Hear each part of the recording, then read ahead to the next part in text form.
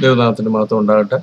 വെളിപ്പാട് പുസ്തകം 10-ാം അധ്യായത്തിൽ കാണുന്ന ബലവാനായ മറ്റൊരു ദൂതൻ, അത് ഒരു ദൂതനാണോ അതോ യേശു ആണോ എന്നുള്ളതാണ് ഇന്നത്തെ പ്രതിപാദ്യ വിഷയം.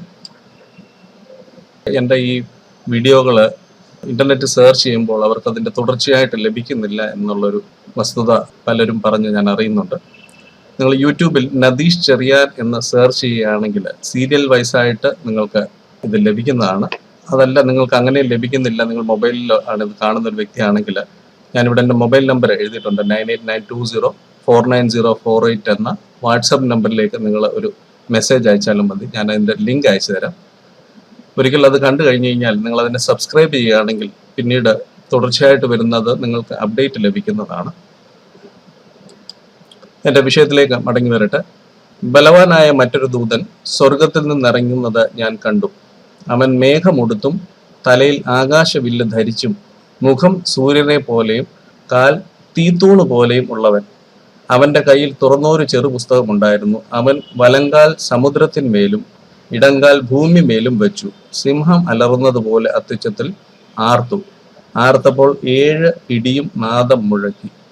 അപ്പോൾ ഇവിടെ പറഞ്ഞിരിക്കുന്ന ഈ ബലവാനായ മറ്റൊരു ദൂതൻ എന്ന് പറയുമ്പോൾ ഇവിടെ പറഞ്ഞിരിക്കുന്ന പല വിശേഷണങ്ങളും ഏകദേശം ദൈവത്തിനോട് ഒത്ത് വരുന്ന വിശേഷങ്ങളാണ്. പക്ഷെ വ്യക്തമായിട്ട് പറയുകയാണ് ഇത് ഒരു ദൂതനാണ് എന്ന് പറയുകയാണ്. ഒരു പക്ഷേ വെളിപ്പാട് പുസ്തകത്തിൽ ഏറ്റവും കുറഞ്ഞ് എക്സ്പ്ലോർ ചെയ്തിട്ടുള്ള ഒരു വേദഭാഗമായിരിക്കും ഇതെന്ന് ഞാൻ മനസ്സിലാക്കുന്നു. അതെന്നു ചോദിച്ചു കഴിഞ്ഞാൽ ഇതിന് വ്യക്തമായ ഒരു തുണവചനം വെച്ചത് ഒരു മറുപടി ലഭിക്കാൻ ബുദ്ധിമുട്ടാണ് എന്നാണ് ഞാൻ മനസ്സിലാക്കുന്നത്.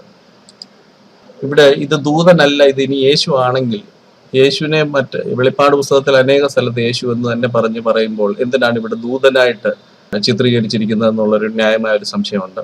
ഇനി അതിന്റെ മറുവശം എന്താണ്? ഇനി ഇങ്ങനെ ഒരു ദൂതൻ ഉണ്ടെങ്കിൽ ദൂതനെ ദൈവത്തോട് ഏകദേശം ഈ ദൈവത്തിന്റെ എല്ലാ വർണ്ണനകളും അവിടെ കൊടുത്തിട്ടുണ്ട്. അപ്പോൾ ഒരു ദൂതനെ ദൈവത്തോട് സമനാക്കി വർണ്ണിക്കുമോ എന്നൊരു സംശയം എതിർവശം ഉന്നയിക്കുന്നുണ്ട്.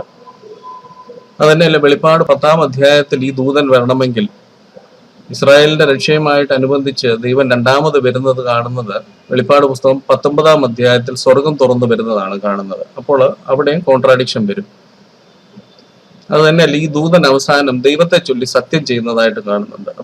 അപ്പോൾ യേശു ആണെങ്കിൽ അങ്ങനെ ദൈവത്തെ ചൊല്ലി സത്യം ചെയ്യാമോ? ഇങ്ങനെ ഇതൊരു ചെറിയ അധ്യായമാണ്, പക്ഷെ ഈ അധ്യായത്തിന്റെ ചെറുപ്പത്തെക്കാൾ കൂടുതൽ ഇതിന്റെ കൺഫ്യൂഷന്റെ വലിപ്പമാണ് ഈ അധ്യായത്തിനെ മറ്റുള്ള അധ്യായങ്ങളിൽ നിന്ന് വേർപെട്ട് നിൽക്കുന്നതെന്ന് ഞാൻ മനസ്സിലാക്കുന്നു. ഇനി ഇതൊരു ദൂതനാണെങ്കിൽ ഒരു പക്ഷെ മിഖായേൽ ദൂതനായിരിക്കും. ഇസ്രായേലിന്റെ രക്ഷയുമായിട്ട് അനുബന്ധിച്ച് വെളിപ്പാട് പുസ്തകത്തിലെ സംഭവങ്ങളൊക്കെ തന്നെ ഇസ്രായേലുമായിട്ട് അല്ലെങ്കിൽ ഇസ്രായേലിന്റെ രക്ഷയുമായിട്ട് അനുബന്ധിച്ച് നടക്കുന്ന കാര്യങ്ങളാണ് എന്നാണ് ഞാൻ വിശ്വസിക്കുകയും ഞാൻ മറ്റുള്ള വീഡിയോകളിൽ പറയുകയും ചെയ്യുന്ന 70 ആഴ്ചവട്ടത്തിന്റെ അവസാനത്തെ ആഴ്ചവട്ടമായ ഒരു ആഴ്ചവട്ടം അല്ലെങ്കിൽ 7 വർഷത്തെ സംഭവങ്ങൾ ഇസ്രായേലിന്റെ രക്ഷയ്ക്ക് ഉള്ളതാണ് എന്ന് ഞാൻ വിശ്വസിക്കുന്നു. അപ്പോൾ ഈ ഇസ്രായേലിന്റെ രക്ഷയ്ക്ക് മിഖായേല്, നിന്റെ സ്വജാതിക്കാർക്ക് തുണ നിൽക്കുന്ന മിഖായേൽ എന്ന ദൂതനുണ്ടല്ലോ. അപ്പോൾ ഒന്നുകിൽ ഇത് യേശു ആയിരിക്കണം അല്ലെങ്കിൽ മിഖായേൽ ആയിരിക്കണം. ഈ 2 ഓപ്ഷനും ഞാൻ പരിശോധിക്കുകയാണ്. ആദ്യമായിട്ട് ബലവാനായ മറ്റൊരു ദൂതൻ എന്ന് ഇനി യേശുവിനെ പറയുകയാണെങ്കിൽ അതിനുള്ള സാധ്യതകൾ പരിശോധിക്കുക. ഞാൻ ഇതെന്റെ ഒരു അഭിപ്രായമായിട്ടാണ് ഞാനിത് പറയുന്നത്, അല്ലാതെ ഇതൊരു തിയോളജി ആയിട്ട് ഞാൻ പറയുകയല്ല. എനിക്ക് ഈ 2 വശവും ആകാനുള്ള സാധ്യതയുണ്ട് എന്ന് ഞാൻ വിശ്വസിക്കുന്നു. പക്ഷെ യേശു ആകാനുള്ള സാധ്യത കൂടുതൽ എന്നാണ് ഞാൻ വിശ്വസിക്കുന്നത്. നിങ്ങൾ സ്വയം ഇതിനെക്കുറിച്ച് പഠിക്കുക, നിങ്ങൾക്ക് നിങ്ങളുടേതായ ഒരു അഭിപ്രായം ഇതിനെക്കുറിച്ച് രൂപീകരിക്കുക. എനിക്ക് കിട്ടിയ വചനങ്ങൾ കൊണ്ട് രൂപപ്പെടുത്തിയെടുത്ത ഒരു അഭിപ്രായം ഞാൻ പറയുന്നു എന്നേ ഉള്ളൂ ഈ വിഷയത്തിൽ. ഞാൻ ആദ്യമേ പറഞ്ഞു, ഇത് ഇസ്രായേലുമായിട്ട് ബന്ധപ്പെട്ട് കിടക്കുന്നു, ഇസ്രായേലിന്റെ വീണ്ടെടുപ്പുമായിട്ട് ബന്ധപ്പെട്ട് കിടക്കുന്നു എന്ന് ഞാൻ പറഞ്ഞിട്ടുണ്ട്. അപ്പോൾ ഇസ്രായേലിന്റെ ബാക്ക്ഗ്രൗണ്ട് ചിന്തിച്ചാൽ ഇസ്രായേലിനെ സംബന്ധിച്ചിടത്തോളം യേശു ഇന്നും അവർക്ക് വെളിപ്പെട്ടിട്ടില്ല. പഴയ നിയമത്തിൽ അവർക്ക് പ്രത്യക്ഷപ്പെട്ടത് യേശു ആണ് എന്ന് നമുക്ക് പുതിയ നിയമം വായിക്കുന്ന ഒരാൾക്കറിയാം. പഴയ നിയമത്തിൽ അവർക്ക് വെളിപ്പെടുമ്പോഴെല്ലാം തന്നെ ദൈവം വെളിപ്പെടുമ്പോൾ ആദ്യം ഈ ദൈവത്തെ ഒരു ദൂതൻ വെളിപ്പെട്ടതായിട്ടാണ് പറയുന്നത്. ഇവര് മരുഭൂപ്രയാണത്തിൽ തന്നെ ഇവരോട് പറയുന്നുണ്ട്, ഇതാ വഴിയിൽ നിന്നെ കാക്കേണ്ടതിന് ഞാൻ നിയമിച്ചിരിക്കുന്ന സ്ഥലത്തേക്ക് നിന്നെ കൊണ്ടുപോകേണ്ടതിന് ഞാൻ ഒരു ദൂതനെ നിന്റെ മുൻപിൽ അയക്കുന്നു. നീ അവനെ ശ്രദ്ധിച്ച് അവന്റെ വാക്ക് കേൾക്കണം. അവനോട് വിഘടിക്കരുത്. അവൻ നിങ്ങളുടെ അതിക്രമങ്ങളെ ക്ഷമിക്കുകയില്ല. എന്റെ നാമം അവനിൽ ഉണ്ട്. ഇത് യേശുവിനെ കുറിച്ചുള്ളതാണ് എന്ന് നമുക്ക് വ്യക്തമായിട്ട് അറിയാം. ഇനി അനേക സ്ഥലങ്ങളിൽ പഴയ നിയമത്തിൽ ദൈവം പ്രത്യക്ഷനാകുമ്പോൾ ഇത് ആദ്യം പറഞ്ഞു വരുമ്പോൾ ഇത് ദൂതനായിട്ടാണ് പറയുന്നത്. നമുക്ക് ഒരു ഉദാഹരണം നോക്കാം. ശിംശോന്റെ മാതാപിതാക്കൾക്ക് ദൈവം പ്രത്യക്ഷപ്പെടുമ്പോൾ ഉള്ള ഭാഗമാണിത്. എന്നാൽ ദാൻ ഗോത്രത്തിലുള്ളവനായി സോരാധ്യനായ ഒരു പുരുഷൻ ഉണ്ടായിരുന്നു. അവന് മനോഹ എന്ന് പേർ. അവന്റെ ഭാര്യ മച്ചിയായിരിക്കൊണ്ട് പ്രസവിച്ചിരുന്നില്ല. ആ സ്ത്രീക്ക് യഹോവയുടെ ദൂതൻ പ്രത്യക്ഷനായി. ഈ കഥ നമുക്കറിയാവുന്നതാണല്ലോ. പിന്നീട് അങ്ങോട്ട് വായിക്കുകയാണ്. സ്ത്രീ ചെന്ന് ഭർത്താവിനോട് പറഞ്ഞത്, ഒരു ദൈവപുരുഷൻ എന്റെ അടുക്കൽ വന്നു. അവന്റെ ആകൃതി ഒരു ദൈവദൂതന്റെ ആകൃതി പോലെ അതിഭയങ്കരമായിരുന്നു. അവൻ എവിടെ നിന്നെന്ന് ഞാൻ അവനോട് ചോദിച്ചില്ല. തന്റെ പേർ അവൻ എന്നോട് പറഞ്ഞതുമില്ല എന്ന് പറയുന്നു. വീണ്ടും ഈ ദൈവപുരുഷൻ പ്രത്യക്ഷപ്പെട്ട് സംസാരിക്കുന്നതാണ്. മനോഹ യഹോവയോട് പ്രാർത്ഥിച്ചു, കർത്താവേ, നീ അയച്ച ദൈവപുരുഷൻ വീണ്ടും ഞങ്ങളുടെ അടുക്കൽ വന്ന് ജനിപ്പാനിരിക്കുന്ന ബാലന്റെ കാര്യത്തിൽ ഞങ്ങൾക്ക് ഉപദേശിച്ച് പെരുമാറാകട്ടെ എന്ന് പറയുമ്പോൾ വീണ്ടും ഈ ദൂതൻ പ്രത്യക്ഷപ്പെടുന്നുണ്ട്. അപ്പോൾ മനോഹ യഹോവയുടെ ദൂതനോട്, നിന്റെ വചനം നിവൃത്തിയാകുമ്പോൾ ഞങ്ങൾ നിന്നെ ബഹുമാനിക്കേണ്ടതിന് നിന്റെ പേര് എന്ത് എന്ന് ചോദിച്ചു. യഹോവയുടെ ദൂതൻ അവനോട്, എന്റെ പേർ ചോദിക്കുന്നത് എന്ത്? അത് അതിശയമുള്ളത് എന്ന് പറഞ്ഞു. ഈ അതിശയമുള്ളത് അല്ലെങ്കിൽ വണ്ടർഫുൾ എന്ന് പറഞ്ഞിരിക്കുന്ന ആ വാക്ക് പിന്നീട് ബൈബിളിൽ കാണുന്നത് സങ്കീർത്തനം 139 സങ്കീർത്തനത്തിൽ പറയുന്നുണ്ട്. നീ മുമ്പും പിമ്പും എന്നെ അടച്ചു, നിന്റെ കൈ എൻ്റെ മേൽ വെച്ചിരിക്കുന്നു, ഈ പരിജ്ഞാനം എനിക്ക് അത്ഭുതമാകുന്നു എന്ന് പറയുന്നുണ്ട്. നിന്റെ കൈ എന്ന് പറയുന്നത് യേശുവാണെന്ന് നമുക്കറിയാം. ഈ പരിജ്ഞാനം എനിക്ക് അത്യുത്ഭുതമാകുന്നു എന്ന് പറയുന്നു. അത് എനിക്ക് ഗ്രഹിച്ചുകൂടാത്തവണ്ണം ഉന്നതമായിരിക്കുന്നു എന്ന് പറയുന്നുണ്ട്. അപ്പോൾ ഇവിടുത്തെ ആ കാര്യം, അതായത് ഈ ദൂതന്റെ പേരിന് എന്തോ പ്രത്യേകതയുണ്ട് എന്നും ആ ദൂതന്റെ പേര് അവർക്ക് വെളിപ്പെടുന്നില്ല എന്നും നമുക്ക് മനസ്സിലാക്കാം. പിന്നീട് നമ്മൾ വായിക്കുമ്പോൾ യഹോവയുടെ ദൂതൻ എന്ന് മനോഹ അറിഞ്ഞു. ദൈവത്തെ കണ്ടതുകൊണ്ട് നാം മരിച്ചു പോകും എന്ന് മനോഹ ഭാര്യയോട് പറഞ്ഞു. അപ്പോൾ ഈ ദൂതൻ ദൈവമായിരുന്നു എന്ന് നമുക്ക് മനസ്സിലാകാം. ഇത് പഴയ നിയമത്തിൽ യേശുവിന്റെ പ്രത്യക്ഷതയായിരുന്നു എന്ന് നമുക്കറിയാം. ഇത് തന്നെ യേശു പിന്നീട് പറയുന്നുണ്ട്, എന്നെ കണ്ടവൻ പിതാവിനെ കണ്ടിരിക്കുന്നു എന്ന് പറയുമ്പോൾ പഴയ നിയമത്തിൽ പ്രത്യക്ഷപ്പെട്ടതൊക്കെ ദൈവമായിരുന്നു എന്ന് അല്ലെങ്കിൽ യേശു ആയിരുന്നു എന്ന് നമുക്കറിയാം. നമ്മൾ ആദ്യം കണ്ടു, ഈ വഴിയിൽ കാക്കാൻ വേണ്ടി ഒരു ദൂതനെ മുൻപിൽ അയക്കുന്നു എന്ന് പറഞ്ഞിട്ട് എന്റെ നാമം അവനിൽ ഉണ്ട് എന്ന് നമ്മൾ ആദ്യം കണ്ടു. പിന്നീട് യേശു വെളിപ്പാട് 19 യേശു പ്രത്യക്ഷപ്പെടുമ്പോൾ യേശുവിനെ കുറിച്ച് പറയുന്ന ഇപ്രകാരമാണ്, അവന്റെ കണ്ണ് അഗ്നിജ്വാല, തലയിൽ അനേക രാജമുടികൾ, എഴുതിയിട്ടുള്ളൊരു നാമവും അവനുണ്ട്, അത് അവനല്ലാതെ ആർക്കും അറിഞ്ഞുകൂടാ എന്നും പറയുന്നുണ്ട്. അതുപോലെ തന്നെ ജയിക്കുന്നവന് ആലയത്തിൽ ഒരു തൂണാക്കും എന്ന് പറഞ്ഞിട്ട് മുന്നോട്ട് പറയാണ്, എന്റെ പുതിയ നാമവും ഞാൻ അവന്റെ മേൽ എഴുതും. അപ്പോൾ ഒരുപക്ഷെ യേശു ഉള്ള നാമം അല്ലാതെ ഇനി ഒരു നാമം ഉണ്ടായിരിക്കും എന്ന് ഞാൻ അസ്യൂം ചെയ്യുകയാണ്. അതിനെ ചോദിച്ചു കഴിഞ്ഞാൽ യേശുവിന്റെ നാമം എല്ലാവർക്കും അറിയാമല്ലോ, അതോ ഇനി ഇസ്രായേലുമായിട്ട് ബന്ധപ്പെട്ടാണോ എന്നെനിക്ക് തോന്നുന്നില്ല. ഞാൻ ഓപ്ഷൻസ് പറഞ്ഞു പോവുകയാണ് ഇവിടെ. അപ്പോൾ ഈ ദൂതൻ യേശു ആണെങ്കിൽ ഒരുപക്ഷെ ഇത് ഇസ്രായേലിന്റെ രക്ഷ, ഇനി മുന്നോട്ട് നടക്കുന്ന സംഭവങ്ങൾ ഇത് ഇസ്രായേലിന്റെ രക്ഷയുമായിട്ട് സംഭവിക്കുന്നതാണ്. അതുകൊണ്ട് ഞാൻ വിശ്വസിക്കുന്ന ഒരുപക്ഷെ ഇത് യേശു ആകാൻ സാധ്യതയുണ്ട് എന്ന് ഞാൻ വിശ്വസിക്കുകയാണ്. അത് തന്നെയല്ല, മുൻപോട്ട് വായിക്കുമ്പോൾ ബലവാനായ മറ്റൊരു ദൂതൻ സ്വർഗത്തിൽ നിന്ന് ഇറങ്ങുന്നത് ഞാൻ കണ്ടു. അവൻ മേഘം ഉടുത്തും തലയിൽ ആകാശവില്ല് ധരിച്ചും മുഖം സൂര്യനെ പോലെയും കാൽ തീത്തൂട് പോലെയും ഉള്ളവൻ എന്ന് പറയുന്നു. ഇനി ദൈവത്തിന്റെ പ്രത്യക്ഷതയെ കുറിച്ച് പറയുമ്പോൾ എല്ലായിടത്തും നമ്മൾക്ക് മേഘം കാണാം. ഡ്യൂട്രോണമി 33 പറയുന്നു, തന്റെ മഹിമയിൽ മേഘാരൂഢനായി വരുന്നു എന്ന് പറയുന്നു. സങ്കീർത്തനം 97 പറയുന്നു, യഹോവ വാഴുന്നു, ഭൂമി ഘോഷിച്ചാനന്ദിക്കട്ടെ, ബഹുദ്വീപുകളും സന്തോഷിക്കട്ടെ, മേഘവും അന്ധകാരവും അവന്റെ ചുറ്റും ഇരിക്കുന്നു എന്ന് പറയുന്നു. ദാനിയേൽ പ്രവചനത്തിന്റെ 7 പറയുന്നു, രാത്രി ദർശനങ്ങളിൽ മനുഷ്യപുത്രനോട് സദൃശനായ ഒരുത്തൻ ആകാശ മേഘങ്ങളോട് വരുന്നത് കണ്ടു എന്ന് പറയുന്നു. ഇത് ദൈവത്തിന്റെ പ്രത്യക്ഷതയാണ്, നമുക്കറിയാം. ഇത് തന്നെ മത്തായി സുവിശേഷം 24 നമ്മൾ കാണുന്നുണ്ട്. അപ്പോൾ മനുഷ്യപുത്രന്റെ അടയാളം ആകാശത്ത് വിളങ്ങും, അന്ന് ഭൂമിയിലെ സകല ഗോത്രങ്ങളും പ്രലപിച്ചുകൊണ്ട് മനുഷ്യപുത്രൻ ആകാശത്തിലെ മേഘങ്ങളിന്മേൽ മഹാശക്തിയോടെ വരുന്നത്, തേജസ്സോടുകൂടെ വരുന്നത് കാണും എന്ന് പറയുന്നു. അപ്പോൾ മേഘവും ദൈവത്തിന്റെ പ്രത്യക്ഷതയുമായിട്ട് എപ്പോഴും കണക്റ്റഡ് ആണ് നമുക്കറിയാം.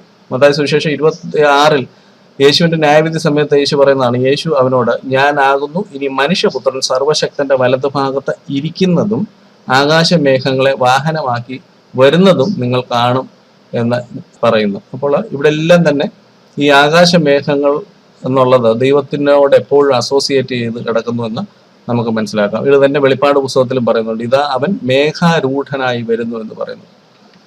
അപ്പോൾ ഈ അവൻ മേഘമുടുത്ത് എന്ന് പറയുമ്പോൾ ഇതൊരു പക്ഷെ ദൈവമായിരിക്കണമെന്ന് ഞാനിത് അസ്യൂം ചെയ്യുകയാണ്. പിന്നീട് പറയാണ്, തലയിൽ ആകാശവില്ല് ധരിച്ചിരിക്കുന്നു എന്ന് പറയുകയാണ്. ഈ ആകാശവില്ല് എന്ന് പറയുന്ന ആ വാക്ക് 2 ഭാഗത്താണ് ബൈബിളിൽ നമ്മൾ കാണാവുന്ന. ഗ്രീക്ക് ഭാഷയിൽ പുതിയ നിയമത്തിൽ ഐറിസ് എന്നുള്ള വാക്കാണ്. വെളിപ്പാട് പുസ്തകം 10-ാം അധ്യായത്തിൽ കാണുന്ന ഇതേ വാക്ക്, ഐറിസ് എന്ന് പറയുന്ന അതേ വാക്ക് അതിന് മുൻപേ നമ്മൾ കാണുന്നത് വെളിപ്പാട് പുസ്തകം 4-ാം അധ്യായത്തിലാണ് കാണുന്നത്. ഉടനെ ഞാൻ ആത്മവിവശനായി സ്വർഗത്തിൽ ഒരു സിംഹാസനം വെച്ചിരിക്കുന്നതും സിംഹാസനത്തിൽ ഒരുവൻ ഇരിക്കുന്നതും കണ്ടു. ഇരിക്കുന്നവൻ കാഴ്ചയ്ക്ക് സൂര്യകാന്തത്തോടും പത്മരാഗത്തോടും സദൃശ്യൻ. സിംഹാസനത്തിന്റെ ചുറ്റും കാഴ്ചയ്ക്ക് മരതകത്തോട് സദൃശ്യമായൊരു പച്ച വില്ല് എന്ന് എഴുതിയിരിക്കുന്നു. മലയാളത്തിൽ പച്ച വില്ല്, ഇംഗ്ലീഷിൽ റെയിൻബോ എന്നുള്ള ട്രാൻസ്ലേഷനാണ്, ഇവിടെ റെയിൻബോ എന്നുള്ള ട്രാൻസ്ലേഷനാണ്. അപ്പോൾ ഈ പച്ച വില്ല് അല്ലെങ്കിൽ ആകാശവില്ല് എന്ന് പറഞ്ഞിരിക്കുന്ന, മലയാളത്തിൽ പറഞ്ഞിരിക്കുന്നതിന് ഐറിസ് എന്ന വാക്കാണ് ഉപയോഗിച്ചിരിക്കുന്നത്. അപ്പോൾ ഈ ഐറിസ് നമ്മൾ ഇതിനു മുൻപേ കാണുന്നത് വെളിപ്പാട് പുസ്തകത്തിൽ തന്നെ 4-ാം അധ്യായത്തിൽ ദൈവത്തിന്റെ സിംഹാസനത്തിന് ചുറ്റും ഇരിക്കുന്ന വില്ലിനെ കുറിച്ചാണ് പറയുന്നത്. ഈ ദൈവത്തിന്റെ വില്ല് നമ്മൾ അനേക സ്ഥലത്ത് കാണുന്നുണ്ട്. എസെക്കിയേൽ പ്രവചനം 1-ാം അധ്യായത്തിലും ഒക്കെ നമ്മളിത് കാണുന്നുണ്ട്. എസെക്കിയേൽ പ്രവാചകൻ ദൈവത്തെ കാണുമ്പോൾ എപ്രകാരം പറയുന്നത്, അതിന് ചുറ്റുമുള്ള പ്രകാശം മഴയുടെ ദിവസത്തിൽ മേഘത്തിൽ കാണുന്ന വില്ലിന്റെ കാഴ്ച പോലെ ആയിരുന്നു. യഹോവയുടെ മഹത്വത്തിന്റെ പ്രത്യക്ഷത അങ്ങനെ ആയിരുന്നു ഞാൻ കണ്ടത്. അവിടെ വില്ല് കാണുന്നുണ്ട്. ഇത് തന്നെ നമ്മൾ ജെനസിസില് ദൈവം ഇനി ഭൂമിയെ നശിപ്പിക്കുകയില്ല എന്ന് പറയുമ്പോൾ ഒരു ഉടമ്പടി ചെയ്യാൻ വേണ്ടി ആകാശത്തിൽ ഒരു മേഘത്തിൽ ഒരു വില്ല് വെക്കുന്നതായിട്ടൊക്കെ നമ്മൾ കാണുന്നുണ്ട്. ഞാൻ പറഞ്ഞു വന്നത്, തലയിൽ ആകാശ വില്ല് ധരിക്കുക എന്ന് പറയുന്നത് ഒരു ദൂതനെയും അങ്ങനെ വേറെ എങ്ങും എക്സ്പ്ലെയിൻ ചെയ്തിട്ടുള്ളതായിട്ട് ഞാൻ ഇതുവരെ കണ്ടിട്ടില്ല. അടുത്തതായിട്ട് പറയാണ്, മുഖം സൂര്യനെ പോലെയും കാൽ തീത്തൂട് പോലെയും ഉള്ളവൻ എന്ന് എഴുതിയിരിക്കുന്നു. മുഖം സൂര്യനെ പോലുള്ളത് നമ്മൾക്കറിയാം. യേശു ശിഷ്യന്മാരുടെ മുൻപാകെ രൂപാന്തരപ്പെടുമ്പോൾ അവരുടെ മുൻപാകെ രൂപാന്തരപ്പെട്ടു, അവന്റെ മുഖം സൂര്യനെ പോലെ ശോഭിച്ചു എന്ന് പറയുന്നുണ്ട്. അതുപോലെ തന്നെ വെളിപ്പാട് പുസ്തകം 19-ാം അധ്യായത്തിൽ അനന്തരം സ്വർഗം തുറന്നിരിക്കുന്നത് ഞാൻ കണ്ടു, ഒരു വെള്ളക്കുതിര പ്രത്യക്ഷമായി, അതിലിരിക്കുന്നവന് വിശ്വസ്തനെന്നും സത്യവാനെന്നും പേർ, അവൻ നീതിയോടെ വിധിക്കുകയും പോരാടുകയും ചെയ്യുന്നു. അവന്റെ വായിൽ നിന്ന് മൂർച്ചയേറിയ ഇരുവായ്ത്തലയുള്ള വാൾ പുറപ്പെടുന്നു, അവന്റെ മുഖം സൂര്യൻ ശക്തിയോടെ പ്രകാശിക്കുന്നത് പോലെ ആയിരുന്നു എന്ന് പറയുന്നു. അപ്പോൾ ഇവിടെ എല്ലാം തന്നെ യേശുവിനെ പറയുമ്പോൾ യേശുവിന്റെ മഹത്വപ്രത്യക്ഷതയായിരിക്കും ഒരുപക്ഷെ ഇവിടെ എല്ലാം മുഖം സൂര്യനെ പോലെയാണ് എന്ന് പറയുന്നുണ്ട്. പിന്നീട് പറയാണ്, കാൽ തീത്തൂണ് പോലെയാണ് എന്ന് പറയുന്നു. കാലിനെ പറ്റി വർണ്ണിക്കുമ്പോൾ പറയുന്നത് തീത്തൂണ് പോലെയാണ് എന്നാണ് പറയുന്നത്. ഈ ദൈവത്തിന്റെ കാലിനെ കുറിച്ച് നമ്മളിപ്പോൾ എസെക്കിയേൽ പ്രവചനത്തിൽ വായിച്ചു കേട്ട അതേ വചനത്തിലും അത് തന്നെ പറയുന്നുണ്ട്. അവന്റെ അര മുതൽ മേലോട്ട് അതിനകത്ത് ചുറ്റും തീക്കൊത്ത ശുക്ലസ്വർണം പോലെ ഞാൻ കണ്ടു. അവന്റെ അര മുതൽ കീഴോട്ട് തീ പോലെ എന്ന് പറയുന്നു. ഇവിടെ പറയുന്നത് എന്താണ്? കാൽ തീ തൂണ് പോലെയും ഉള്ളവൻ എന്ന് പറയുന്നു. വേറെ പല ഭാഗത്ത് പറയുന്നുണ്ട്, അല്പസ്വല്പം മാറ്റങ്ങളുണ്ട് എങ്കിലും ഏകദേശം ഇതേ വർണ്ണനയാണ്. ദാനിയേൽ പ്രവചനത്തിൽ ദാനിയേൽ കാണുന്ന ദർശനത്തിലും ഭുജങ്ങളും കാലുകളും മിനുക്കിയ താമരത്തിന്റെ വർണ്ണം പോലെ എന്ന് പറയുന്നുണ്ട്. റെവലേഷനിൽ തന്നെ വെള്ളോട്ടിന് സദൃശ്യമായ കാല് എന്ന് ദൈവപുത്രൻ എന്ന് നമ്മൾക്ക് കാണാം. അപ്പോൾ ഈ ഭാഗങ്ങൾ വായിച്ചു കഴിഞ്ഞു കഴിഞ്ഞാൽ ഇത് യേശു അല്ലാതെ വേറൊരു ദൂതനാണ് എന്ന് സങ്കല്പിക്കാൻ ബുദ്ധിമുട്ടുണ്ട്. അതുകൊണ്ട് ഞാൻ അസ്യൂം ചെയ്യാണ് ഇതൊരു പക്ഷേ യേശു ആയിരിക്കുമെന്ന് ഞാൻ അസ്യൂം ചെയ്യാണ്. ഇതൊരു ഉപദേശമായിട്ട് എടുക്കേണ്ട, എൻ്റെ അഭിപ്രായമായിട്ട് നിങ്ങൾ മനസ്സിലാക്കിയാൽ മതി. ഞാൻ എന്തുകൊണ്ട് ഇത് വിശ്വസിക്കുന്നുവെന്ന് ഞാൻ വീണ്ടും വീണ്ടും ഞാൻ പറയുകയാണ്. അപ്പോൾ ബലവാനായ മറ്റൊരു ദൂതൻ സ്വർഗത്തിൽ നിന്ന് ഇറങ്ങുന്നത് ഞാൻ കണ്ടു. അവൻ മേഘമെടുത്തു. ദൈവത്തിന്റെ പ്രത്യേകതകൾ, തലയിൽ ആകാശവില്ല് ധരിച്ചു. അത് ദൈവത്തിന്റെ വില്ലാണ് എന്ന് നമ്മൾ കാണുന്നു. മുഖം സൂര്യനെ പോലെ ശോഭിച്ചു എന്ന് പറയുമ്പോൾ അത് പല ഭാഗത്തുണ്ട്. കാൽ തീത്തൂണ് പോലെയുള്ളവൻ എന്ന് പറയുമ്പോൾ ഈ വർണ്ണനകളെല്ലാം തന്നെ ദൈവത്തോട് അല്ലെങ്കിൽ യേശുവിനോട് വർണ്ണിച്ചിരിക്കുന്ന വർണ്ണനയാണ്. ഇനി അത് കഴിഞ്ഞ് പറയാണ്, അവന്റെ കയ്യിൽ തുറന്നൊരു ചെറു പുസ്തകം ഉണ്ടായിരുന്നു എന്ന് പറയുന്നു. ഈ ചെറു പുസ്തകത്തെ കുറിച്ച് ബൈബിളിൽ ഞാൻ ഇതുവരെ അതിന്റെ ഒരു എക്സ്പ്ലനേഷൻ വേറെ എങ്ങും നിന്നും ഞാൻ കണ്ടിട്ടില്ല. ഈ ചെറു പുസ്തകം വാങ്ങി തിന്നാൻ വേണ്ടിയാണ് യോഹന്നാനോട് ആവശ്യപ്പെടുന്നത്. ഞാൻ അതങ്ങ് കംപ്ലീറ്റ് ചെയ്തിട്ട് പോകാം. ഞാൻ സ്വർഗത്തിൽ നിന്ന് കേട്ട ശബ്ദം പിന്നെയും എന്നോട് സംസാരിച്ചു, നീ ചെന്ന് സമുദ്രത്തിന്മേലും ഭൂമിമേലും നിൽക്കുന്ന ദൂതന്റെ കയ്യിൽ തുറന്നിരിക്കുന്ന പുസ്തകം വാങ്ങുക എന്ന് കൽപ്പിച്ചു. ഞാൻ ദൂതന്റെ അടുക്കൽ ചെന്നു ആ ചെറു പുസ്തകം തരുവാൻ പറഞ്ഞു. അവൻ എന്നോട്, നീ ഇത് വാങ്ങി തിന്നുക, അത് നിന്റെ വയറ്റിനെ കയ്പിക്കും, എങ്കിലും വായിൽ തേൻ പോലെ മധുരിക്കും എന്ന് പറഞ്ഞു. അപ്പോൾ ഈ ബുക്ക് നിന്നപ്പോൾ വയറ് കഴിച്ചുപോയി. വായിൽ മധുരമായിരുന്നു, പക്ഷെ വയറ് കഴിച്ചുപോയി. ഇതുപോലൊരു പാരലൽ പാസേജ് നമുക്ക് എസെക്കിയേൽ പ്രവചനത്തിനകത്ത് കാണാം. അവൻ എന്നോട്, മനുഷ്യപുത്ര, നീ കാണുന്നത് തിന്നുക, ഈ ചുരുൾ തിന്നിട്ട് ചെന്ന് ഇസ്രായേൽ ഗ്രഹത്തോട് സംസാരിക്കുക എന്ന് കൽപ്പിച്ചു. ഞാൻ വായ തുറന്നു, അവൻ ആ ചുരുൾ എനിക്ക് തിന്മാൻ തന്നു. എന്നോട്, മനുഷ്യപുത്ര, ഞാൻ നിനക്ക് തരുന്ന ഈ ചുരുൾ നീ വയറ്റിലാക്കി ഉദരം നിറയ്ക്ക എന്ന് കൽപ്പിച്ചു. അങ്ങനെ ഞാൻ അത് തിന്നു, അത് വായിൽ തേൻ പോലെ മധുരമായിരുന്നു എന്ന് പറയുന്നു. അതിന്റെ തന്നെ എസെക്കിയേൽ പ്രവചനത്തിന്റെ വേറെ ഒരു ഭാഗത്ത് പറയാണ്, പിന്നെ അവൻ എന്നോട് കൽപ്പിച്ചത്, മനുഷ്യപുത്ര, നീ ഇസ്രായേൽ ഗ്രഹത്തിന്റെ അടുക്കൽ ചെന്ന് എന്റെ വചനങ്ങളെ അവരോട് പ്രസ്താവിക്കുക. അവ്യക്ത വാക്കും കനത്ത നാവുമുള്ള ജാതിയുടെ അടുക്കലല്ല, ഇസ്രായേൽ ഗ്രഹത്തിന്റെ അടുക്കലേക്ക് അത്ര ഞാൻ നിന്നെ അയക്കുന്നത്. അവ്യക്ത വാക്കും കനത്ത നാവും ഉള്ളവരായി നിനക്ക് വാക്ക് ഗ്രഹിച്ചുകൂടാത്ത അനേകം ജാതികളുടെ അടുക്കലേക്കല്ല, അവരുടെ അടുക്കലെ ഞാൻ നിന്നെ അയച്ചിരുന്നെങ്കിൽ അവർ നിന്റെ വാക്ക് കേൾക്കുമായിരുന്നു. അപ്പോൾ ഇസ്രായേൽ അവരുടെ വാക്ക് കേൾക്കുകയില്ല, ജാതികളാണ് അത് കേട്ടേനെ എന്ന് ദൈവം പറയാം. നമുക്കറിയാം, ഒരേ ഒരു പ്രവാചകൻ, അംഗീകരിക്കപ്പെട്ട ഒരു പ്രവാചകൻ എന്ന് പറയുന്നത് നിനവെ, ഇന്നത്തെ മോഡേൺ ഇറാഖ് അല്ലെങ്കിൽ മൗസൂൾ എന്ന് പറയുന്ന സ്ഥലമാണ്. അവിടെ പോയി പ്രസംഗിച്ച യോന മാത്രമാണ് ഒരു അംഗീകരിക്കപ്പെട്ട പ്രവാചകൻ എന്ന് നമുക്കറിയാം. യേശു പറഞ്ഞു, ഒരു പ്രവാചകൻ സ്വന്തം ദേശത്ത് അംഗീകരിക്കപ്പെടുകയില്ല എന്ന് പറഞ്ഞു. പിന്നെ എസെക്കിയേൽ പ്രവചനത്തിൽ നമുക്ക് കാണുന്നത്, അവർ കേട്ടാലും കേൾക്കാഞ്ഞാലും നീ എന്റെ വചനങ്ങളെ അവരോട് പ്രസ്താവിക്കണം. അവർ മഹാമത്സരികളല്ലോ. നീയോ മനുഷ്യപുത്ര, ഞാൻ നിന്നോട് സംസാരിക്കുന്നത് കേൾക്കാം. നീ ആ മത്സരഗ്രഹം പോലെ മത്സരക്കാരനായിരിക്കരുത്. ഞാൻ നിനക്ക് തരുന്നത് നീ വായ തുറന്ന് തിന്നുക. ഞാൻ നോക്കിയപ്പോൾ ഒരു കൈ എങ്കിലേക്ക് നീട്ടിയിരിക്കുന്നതും അതിലൊരു പുസ്തക ചുരുളിരിക്കുന്നതും കണ്ടു. അവൻ അതിനെ എന്റെ മുൻപിൽ വിടർത്തി. അതിൽ അകത്തും പുറത്തും എഴുത്തുണ്ടായിരുന്നു. വിലാപങ്ങളും സങ്കടവും കഷ്ടവും അതിൽ ഉണ്ടായിരുന്നു എന്ന് പറയുന്നു. ഇനി വെളിപ്പാട് പുസ്തകത്തിൽ നമ്മൾ കാണുന്നത്, ഞാൻ ദൂതന്റെ കയ്യിൽ നിന്ന് ചെറു പുസ്തകം വാങ്ങി തിന്നു. അത് എന്റെ വായിൽ തേൻ പോലെ മധുരമായിരുന്നു. തിന്നു കഴിഞ്ഞപ്പോൾ എന്റെ വയറ് കഴിച്ചുപോയി എന്ന് പറയുന്നു.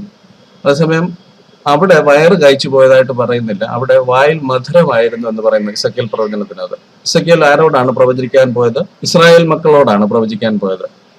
ഇതിനുശേഷം ഇവിടെ പറയുകയാണ്, അവൻ എന്നോട്, നീ ഇനിയും അനേകം വംശങ്ങളെയും ജാതികളെയും ഭാഷകളെയും രാജാക്കന്മാരെയും കുറിച്ച് പ്രവചിക്കേണ്ടി വരും എന്ന് പറയുന്നു. ഇത് ജാതികളോടാണ് ഈ പ്രവചനം എന്ന് മനസ്സിലായി. അതായത് നമുക്കറിയാം, വെളിപ്പാട് പുസ്തകത്തിൽ പിന്നെ മഹദിയാം ബാബിലോണിന്റെ കാര്യമൊക്കെ പറയുന്നുണ്ട്.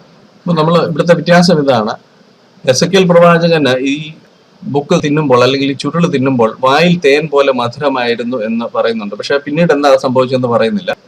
ഇവിടെ ഉള്ള ക്ലൂ ഇതാണ്, അതിൽ വിലാപങ്ങളും സങ്കടവും കഷ്ടവും അതിൽ എഴുതിയിരുന്നു എന്നും പറയുന്നുണ്ട്. അതേസമയം യോഹന്നാന് ഈ പ്രവചനങ്ങള് ഇനി ഭാവിയിലുള്ള ഈ പ്രവചനങ്ങൾ ജാതികളെ കുറിച്ചാണ് പ്രവചിക്കേണ്ടത് എന്ന് പറയുമ്പോൾ യോഹന്നാന്റെ വായിൽ ഇത് മധുരമായിരുന്നെങ്കിലും വയറ് കഴിച്ചുപോയി എന്ന് മനസ്സിലാക്കാം. ഇതെന്തുകൊണ്ടാണ് എന്ന് എനിക്കും സത്യം പറഞ്ഞാൽ അറിയത്തില്ല. ഇതിന്റെ തുണവചനങ്ങൾ എനിക്കും ഇതുവരെ കിട്ടിയിട്ടില്ല. ഞാൻ പലപ്പോഴും ഇത് ധരിച്ചിരുന്നത് ഒരുപക്ഷെ ഇത് ദൈവത്തിന്റെ വചനമായിരിക്കും. പക്ഷെ ദൈവത്തിന്റെ വചനം എങ്ങനെയാ വായിൽ മധുരമായിട്ട് പിന്നീട് കൈപ്പാകുന്നതെന്ന് എനിക്കറിയില്ല. 119 സങ്കീർത്തനത്തില് തിരുവചനം എന്റെ അണ്ണാക്കിന് എത്ര മധുരം, അവ എന്റെ വായിക്ക് തേനിലും നല്ലത് എന്ന് പറയുന്നുണ്ട്.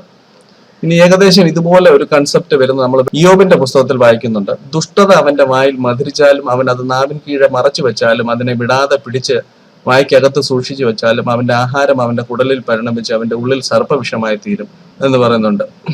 അപ്പോൾ ഇവിടെ പറയുന്നത് സ്റ്റൊമക് ടേൺസ് സോർ, കയ്പ് എന്നുള്ളൊരു ഇത് വരുന്നുണ്ട് അവിടെ. അതായത് വായിൽ ഈ ദുഷ്ടത, ഇനി ഈ ചെറുപുസ്തകം ദുഷ്ടതയുടെ പുസ്തകമാണോ എന്ന് എനിക്കറിയില്ല. ഞാനിത് നമുക്ക് മനസ്സിലാകുന്ന ദൈവവചനങ്ങൾ നിങ്ങളുടെ മുൻപിൽ കൂട്ടി വെച്ചു എന്നേ ഉള്ളൂ.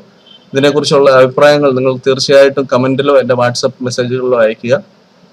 ദൈവം വെച്ച് കഴിഞ്ഞാൽ വീണ്ടും ഇത് ഭാവിയിൽ ഒരുപക്ഷെ ഇത് നമുക്ക് വെളിപ്പെടുകയാണെങ്കിൽ വീണ്ടും ഇത് റീറെക്കോർഡ് ചെയ്യാമെന്ന് ഞാൻ ധരിക്കുന്നു. എന്നെ സംബന്ധിച്ചിടത്തോളം ഇതിന് തക്കതായ ഒരു വചനം, എന്തുകൊണ്ടാണ് യോഹന്നാൻ കഴിക്കുമ്പോൾ അത് വയറ്റിൽ കയ്പായി പോയതെന്ന് എനിക്കറിയില്ല. ഒരുപക്ഷെ യോഹന്നാൻ ഇനി ജാതികളോട് പ്രവചിച്ചതും ആ ബുക്കിന്റെ എന്തെങ്കിലും പ്രത്യേകതയായിരിക്കാം, എന്താണെന്ന് അറിയില്ല. എന്താണെങ്കിലും നിങ്ങൾ അത് പറയുക, കമന്റിൽ പറയുക. അടുത്ത സെന്റൻസ് ഇതാണ്, അവന്റെ കയ്യിൽ തുറന്നൊരു ചെറുപുസ്തകം ഉണ്ടായിരുന്നു. അവൻ വലങ്കാൽ സമുദ്രത്തിന്മേലും ഇടങ്കാൽ ഭൂമി മേലും വെച്ചു എന്ന് പറയുന്നു. അപ്പോൾ ഇത് ഒരുപക്ഷെ ലിറ്ററൽ ആയിരിക്കാം. പക്ഷെ വെളിപ്പാട് പുസ്തകത്തിൽ കാണുന്ന ഈ സമുദ്രവും ഭൂമി എന്ന് പറയുന്നത് എന്താണെന്ന് പല ക്ലാസ്സുകളിൽ പറഞ്ഞിട്ടുള്ളതാണ്. നമ്മൾ പലപ്പോഴും ചിന്തിക്കുന്നത് ഒരു കാല് വെള്ളത്തിൽ അല്ലെങ്കിൽ സമുദ്രത്തിൽ നിൽക്കുമ്പോൾ തന്നെ വേറെ ഒരു കാല് ഭൂമിയിൽ നിൽക്കുന്നു എന്ന് വേണേൽ നമുക്ക് ഇത് ചെയ്യാം. പക്ഷെ നമുക്കറിയാം, സമുദ്രം എന്ന് പറയുന്നത് എല്ലാം ജാതികളെയാണ് കാണിക്കുന്നത്. വെള്ളം എന്ന് പറഞ്ഞ വംശങ്ങളും പുരുഷാരങ്ങളും ജാതികളും ഭാഷകളുമാണ് എന്ന് നമുക്ക് വ്യക്തമായ വെളിപ്പാട് പുസ്തകത്തിൽ തന്നെ അറിയാം. ഭൂമി എന്ന് പറയുന്നത് ഇസ്രായേലാണ് എന്ന് നമുക്കറിയാം. ഒരുപക്ഷെ ഞാൻ വിശ്വസിക്കുന്നത് ഇത് ഈ പ്രശ്നം നടക്കുമ്പോൾ ഇസ്രായേലിന്റെയും ചുറ്റുമുള്ള ജാതികളുടെയും നിയന്ത്രണം ഈ ദൂതൻ ഏറ്റെടുത്തു എന്നുള്ള രീതിയിലായിരിക്കും ഒരുപക്ഷെ പറയുന്നത്. പഴയ നിയമത്തിൽ നമ്മൾ അനേക സ്ഥലത്ത് കാണുന്നുണ്ടല്ലോ, യെരുശലേം എന്ന് പറയുന്നത് ദൈവത്തിന്റെ കാല് വെക്കുന്ന പീഠം എന്നുള്ള രീതിയിൽ പറയുന്നുണ്ട്, ഫുഡ് സ്റ്റോൾ എന്ന രീതിയിൽ പറയുന്നുണ്ട്. അതുപോലെ തന്നെ മോവാബ് എന്റെ ചെരുപ്പെറിയും കഴുകാനുള്ള വട്ടക എന്നൊക്കെ രീതിയിൽ പറയുന്നുണ്ട്. ഞാൻ മനസ്സിലാക്കുന്നത് ഒരുപക്ഷെ ഈ ഭൂമിയുടെ നിയന്ത്രണം, അതായത് ഈ പ്രശ്നങ്ങൾ നടക്കുമ്പോൾ ഈ ഭൂമിയുടെ നിയന്ത്രണം ഒരുപക്ഷെ ഈ ദൂതൻ ഏറ്റെടുക്കുന്നു അല്ലെങ്കിൽ യേശു ഏറ്റെടുക്കുന്നു എന്നുള്ള രീതിയിലായിരിക്കും ഒരുപക്ഷെ ഇത് പറഞ്ഞിരിക്കുന്നതെന്നാണ് ഞാൻ മനസ്സിലാക്കുന്നത്. ഇടങ്കാൽ ഭൂമി മേലും വെച്ചു, സിംഹം അലറും പോലെ അത്യുച്ചത്തിൽ ആർത്തപ്പോൾ 7 ഇടിയും നാദം മുഴക്കി എന്ന് പറയുന്നു. അപ്പോൾ സിംഹം അലറും പോലെ അത്യുച്ചത്തിൽ ആർത്തു എന്ന് പറയുന്നു. ഇത് നമുക്ക് അനേക തുടവചനങ്ങളുണ്ട്. ദൈവം ചെയ്യുന്ന പ്രവൃത്തികളെ കുറിച്ച് ജെറമ്യാ പ്രവചനത്തിൽ പറയുകയാണ്. ആകയാൽ നീ ഈ വചനങ്ങളൊക്കെയും അവരോട് പ്രവചിച്ചു പറയുക. യഹോവ ഉയരത്തിൽ നിന്ന് ഗർജിച്ചു, തന്റെ വിശുദ്ധ നിവാസത്തിൽ നിന്ന് നാദം പുറപ്പെടുവിക്കുന്നു. അവൻ തന്റെ മേച്ചിൽ പുറത്തെ നോക്കി ഉറക്കെ ഗർജിക്കുന്നു. മുന്തിരിച്ചക്ക് ചവിട്ടുന്നവരെ പോലെ അവൻ സകല ഭൂവാസികളുടെ നേരെ ആർപ്പ് വിളിക്കുന്നു. ആരവം ഭൂമിയുടെ അറ്റത്തോളം എത്തുന്നു. യഹോവയ്ക്ക് ജാതികളോടൊരു വ്യവഹാരമുണ്ട്. അവൻ സകല ജഡത്തോടും വ്യവഹരിച്ച് ദുഷ്ടന്മാരെ വാളിനേൽപ്പിക്കുമെന്ന് യഹോവയുടെ അരുളപ്പാട്. സൈന്യങ്ങളുടെ യഹോവ ഇപ്രകാരം അരുളി ചെയ്യുന്നു. അനർത്ഥം ജാതിയിൽ നിന്ന് ജാതിയിലേക്ക് പുറപ്പെടുന്നു. ഭൂമിയുടെ അറ്റങ്ങളിൽ നിന്ന് വലിയൊരു കൊടുങ്കാറ്റ് ഇളകി വരും. അന്നാളിൽ യഹോവയുടെ നിഹതന്മാർ ഭൂമിയുടെ അറ്റം മുതൽ മറ്റേ അറ്റം വരെ വീണ് കിടക്കും. അവരെ ചൊല്ലി ആരും വിലപിക്കുകയില്ല, അവരെ എടുത്ത് കുഴിച്ചിടുകയില്ല, അവർ നിലത്തിന് വളമായി തീരും എന്ന് പറയുന്നു. വേറെടുത്ത് പറയുന്നു, വിധിയുടെ താഴ്വരയിൽ അസംഖ്യ സമൂഹങ്ങളെ കാണുന്നു. വിധിയുടെ താഴ്വരയിൽ യഹോവയുടെ ദിവസം അടുത്തിരിക്കുന്നു. സൂര്യനും ചന്ദ്രനും ഇരുണ്ടുപോകും, നക്ഷത്രങ്ങൾ പ്രകാശം നൽകുകയുമില്ല. യഹോവ സിയോനിൽ നിന്ന് ഗർജിച്ചു, യെരുശലേമിൽ നിന്ന് തന്റെ നാദം കേൾപ്പിക്കും. ആകാശവും ഭൂമിയും കുലുങ്ങിപ്പോകും. എന്നാൽ യഹോവ തന്റെ ജനത്തിന് ശരണവും ഇസ്രായേൽ മക്കൾക്ക് ദുർഗവുമായിരിക്കും. അപ്പൊ ഇതെല്ലാം ലിറ്ററൽ സംഭവങ്ങളാണ്, അല്ലാതെ കാവ്യാത്മകമായിട്ട് എഴുതിയിരിക്കുന്നതല്ല. ഇത് ദൈവം ചെയ്യുന്ന കാര്യങ്ങൾ തന്നെയാണ്. അപ്പോൾ ഇവിടെ പറയുകയാണ്, യഹോവ സിയോനിൽ നിന്ന് ഗർജിച്ചു, യെരുശലേമിൽ നിന്ന് എന്റെ നാദം കേൾപ്പിക്കും എന്ന് പറയുമ്പോൾ ഒരുപക്ഷെ ഇത് തന്നെയായിരിക്കും. സിംഹം അലറുന്നത് പോലെ ഉച്ചത്തിൽ ആർത്തു എന്ന് നമ്മൾ ഇവിടെ കാണുകയാണ്. ഇവിടെ നമ്മൾ കാണുന്നു, അവൻ സകല ഭൂവാസികൾക്കും നേരെ ആർപ്പ് വിളിക്കുന്നു എന്ന് പറയുന്നു. ഇതൊന്നും കാവ്യാത്മകമായിട്ട് എഴുതിയിരിക്കുന്നതല്ല. ഇത് ഇസ്രായേലിനെതിരെ യുദ്ധത്തിന് വരുന്ന ജാതികൾക്കെതിരെ ദൈവം ചെയ്യുന്നതാണ്. അപ്പോൾ എന്തുകൊണ്ടാണ് ദൈവം ഇത് ചെയ്യുന്നത്? ദൈവം ഈ സൈന്യത്തെ ദൈവം തന്നെ ഇസ്രായേലിനെതിരെ വിളിച്ച് ചേർക്കുമ്പോൾ അവർ ചെയ്യുന്നത് എന്താണോ അതുപോലെ തന്നെ ദൈവം അവരോട് അതിന്റെ ഇരട്ടിയായിട്ട് ദൈവം ചെയ്യുന്നതാണെന്നാണ് ഞാൻ മനസ്സിലാക്കുന്നത്. അവൻ ദൂരത്തുള്ള ജാതികൾക്ക് ഒരു കൊടി ഉയർത്തി ഭൂമിയുടെ അറ്റത്ത് നിന്ന് അവരെ ചൂളം കുത്തി വിളിക്കും. അവർ ബന്ധപ്പെട്ട വേഗത്തിൽ വരും, അവരുടെ ഗർജന സിംഹത്തിൻ്റെത് പോലെ ഇരിക്കും. അപ്പോൾ ഇവിടെ എങ്ങനെ അവർ ഗർജിക്കുന്നു അതുപോലെ തന്നെ ദൈവം റെസ്പോണ്ട് ചെയ്യാണ്. അവർ ബാലസിംഹങ്ങളെ പോലെ ഗർജിക്കും, അവർ അലറി ഇര പിടിച്ചുകൊണ്ടു പോകും, ആരും വിടുവിക്കുകയുമില്ല. അന്നാളിൽ അവർ കടലിന്റെ അലർച്ച പോലെ അവരുടെ നേരെ അലറും. അപ്പോൾ ഇത് ജാതികൾ ഇസ്രായേലിന്റെ നേരെ വരുന്ന ആ ജാതികൾ എങ്ങനെയാണോ ഇസ്രായേലിനെ പീഡിപ്പിക്കുന്നത് അതുപോലെ തന്നെ ദൈവം ഇസ്രായേലിന്റെ രക്ഷയ്ക്കായിട്ട് എഴുന്നേൽക്കുമ്പോൾ ദൈവം ചെയ്യുന്നതാണ് എന്നാണ് ഞാൻ മനസ്സിലാക്കുന്നത്. ഇതിന്റെ ഒരു തുണവചനമാണ് വെളിപ്പാട് പുസ്തകത്തിൽ ജാതികൾ കോപിച്ചു നിന്റെ കോപവും വന്നു എന്ന് പറയുന്നത്. പിന്നെ പക്ഷെ ഇതിനോട് ചേർത്ത് വായിക്കാവുന്ന ഒരു വചനം കൂടെ വായിക്കാം. നിന്റെ ശത്രുക്കളുടെ സംഘം നേരിയ പൊടി പോലെയും നിഷ്കണ്ടകന്മാരുടെ കൂട്ടം പാറിപ്പോകുന്ന പതർ പോലെയും ഇരിക്കും. അത് ഒരു ക്ഷണമാത്ര കൊണ്ട് പെട്ടെന്ന് സംഭവിക്കും. ഇടിമുഴക്കത്തോടും ഭൂകമ്പത്തോടും മഹാനാദത്തോടും കൂടെ ചുഴലിക്കാറ്റും കൊടുങ്കാറ്റും ദഹിപ്പിക്കുന്ന അഗ്നിജ്വാലയുമായി സൈന്യങ്ങളുടെ യഹോവയാൽ അവരെ ദൈവം സന്ദർശിക്കുന്നതിനെ കുറിച്ചാണ് പറയുന്നത്. അതായത് ഈ ശത്രുക്കൾ വരുമ്പോൾ ദൈവം അവരെ സന്ദർശിക്കുന്ന ഇടിമുഴക്കം, ഭൂകമ്പം, മഹാനാദം, ചുഴലിക്കാറ്റ്, കൊടുങ്കാറ്റ്, ദഹിപ്പിക്കുന്ന അഗ്നിജാലയുമായിട്ട് ദൈവം ഇവരെ എതിരേൽക്കും എന്നുള്ളതാണ് ഇവിടെ പറയുന്നത്. അരിയേലിന്റെ നേരെ യുദ്ധം ചെയ്യുന്ന സകല ജാതികളുടെയും കൂട്ടം അതിന്റെ കോട്ടയ്ക്കും നേരെ യുദ്ധം ചെയ്ത് അതിനെ വിഷമിപ്പിക്കുന്ന ഏവരും തന്നെ ഒരു സ്വപ്നം പോലെ, ഒരു രാത്രി ദർശനം പോലെ ആകും. വിശന്നിരിക്കുന്നവൻ താൻ ഭക്ഷിക്കുന്നുവെന്ന് സ്വപ്നം കണ്ടിട്ട് ഉണരുമ്പോൾ വിശന്നിരിക്കുന്നത് പോലെ, ദാഹിച്ചിരിക്കുന്നവൻ താൻ പാനം ചെയ്യുന്നുവെന്ന് സ്വപ്നം കണ്ടിട്ട് ഉണരുമ്പോൾ ക്ഷീണിച്ചും ദാഹിച്ചും ഇരിക്കുന്നത് പോലെ സിയോൻ പർവ്വതത്തോട് യുദ്ധം ചെയ്യുന്ന സകല ജാതികളുടെയും കൂട്ടം ഇരിക്കും എന്ന് പറയുന്നു.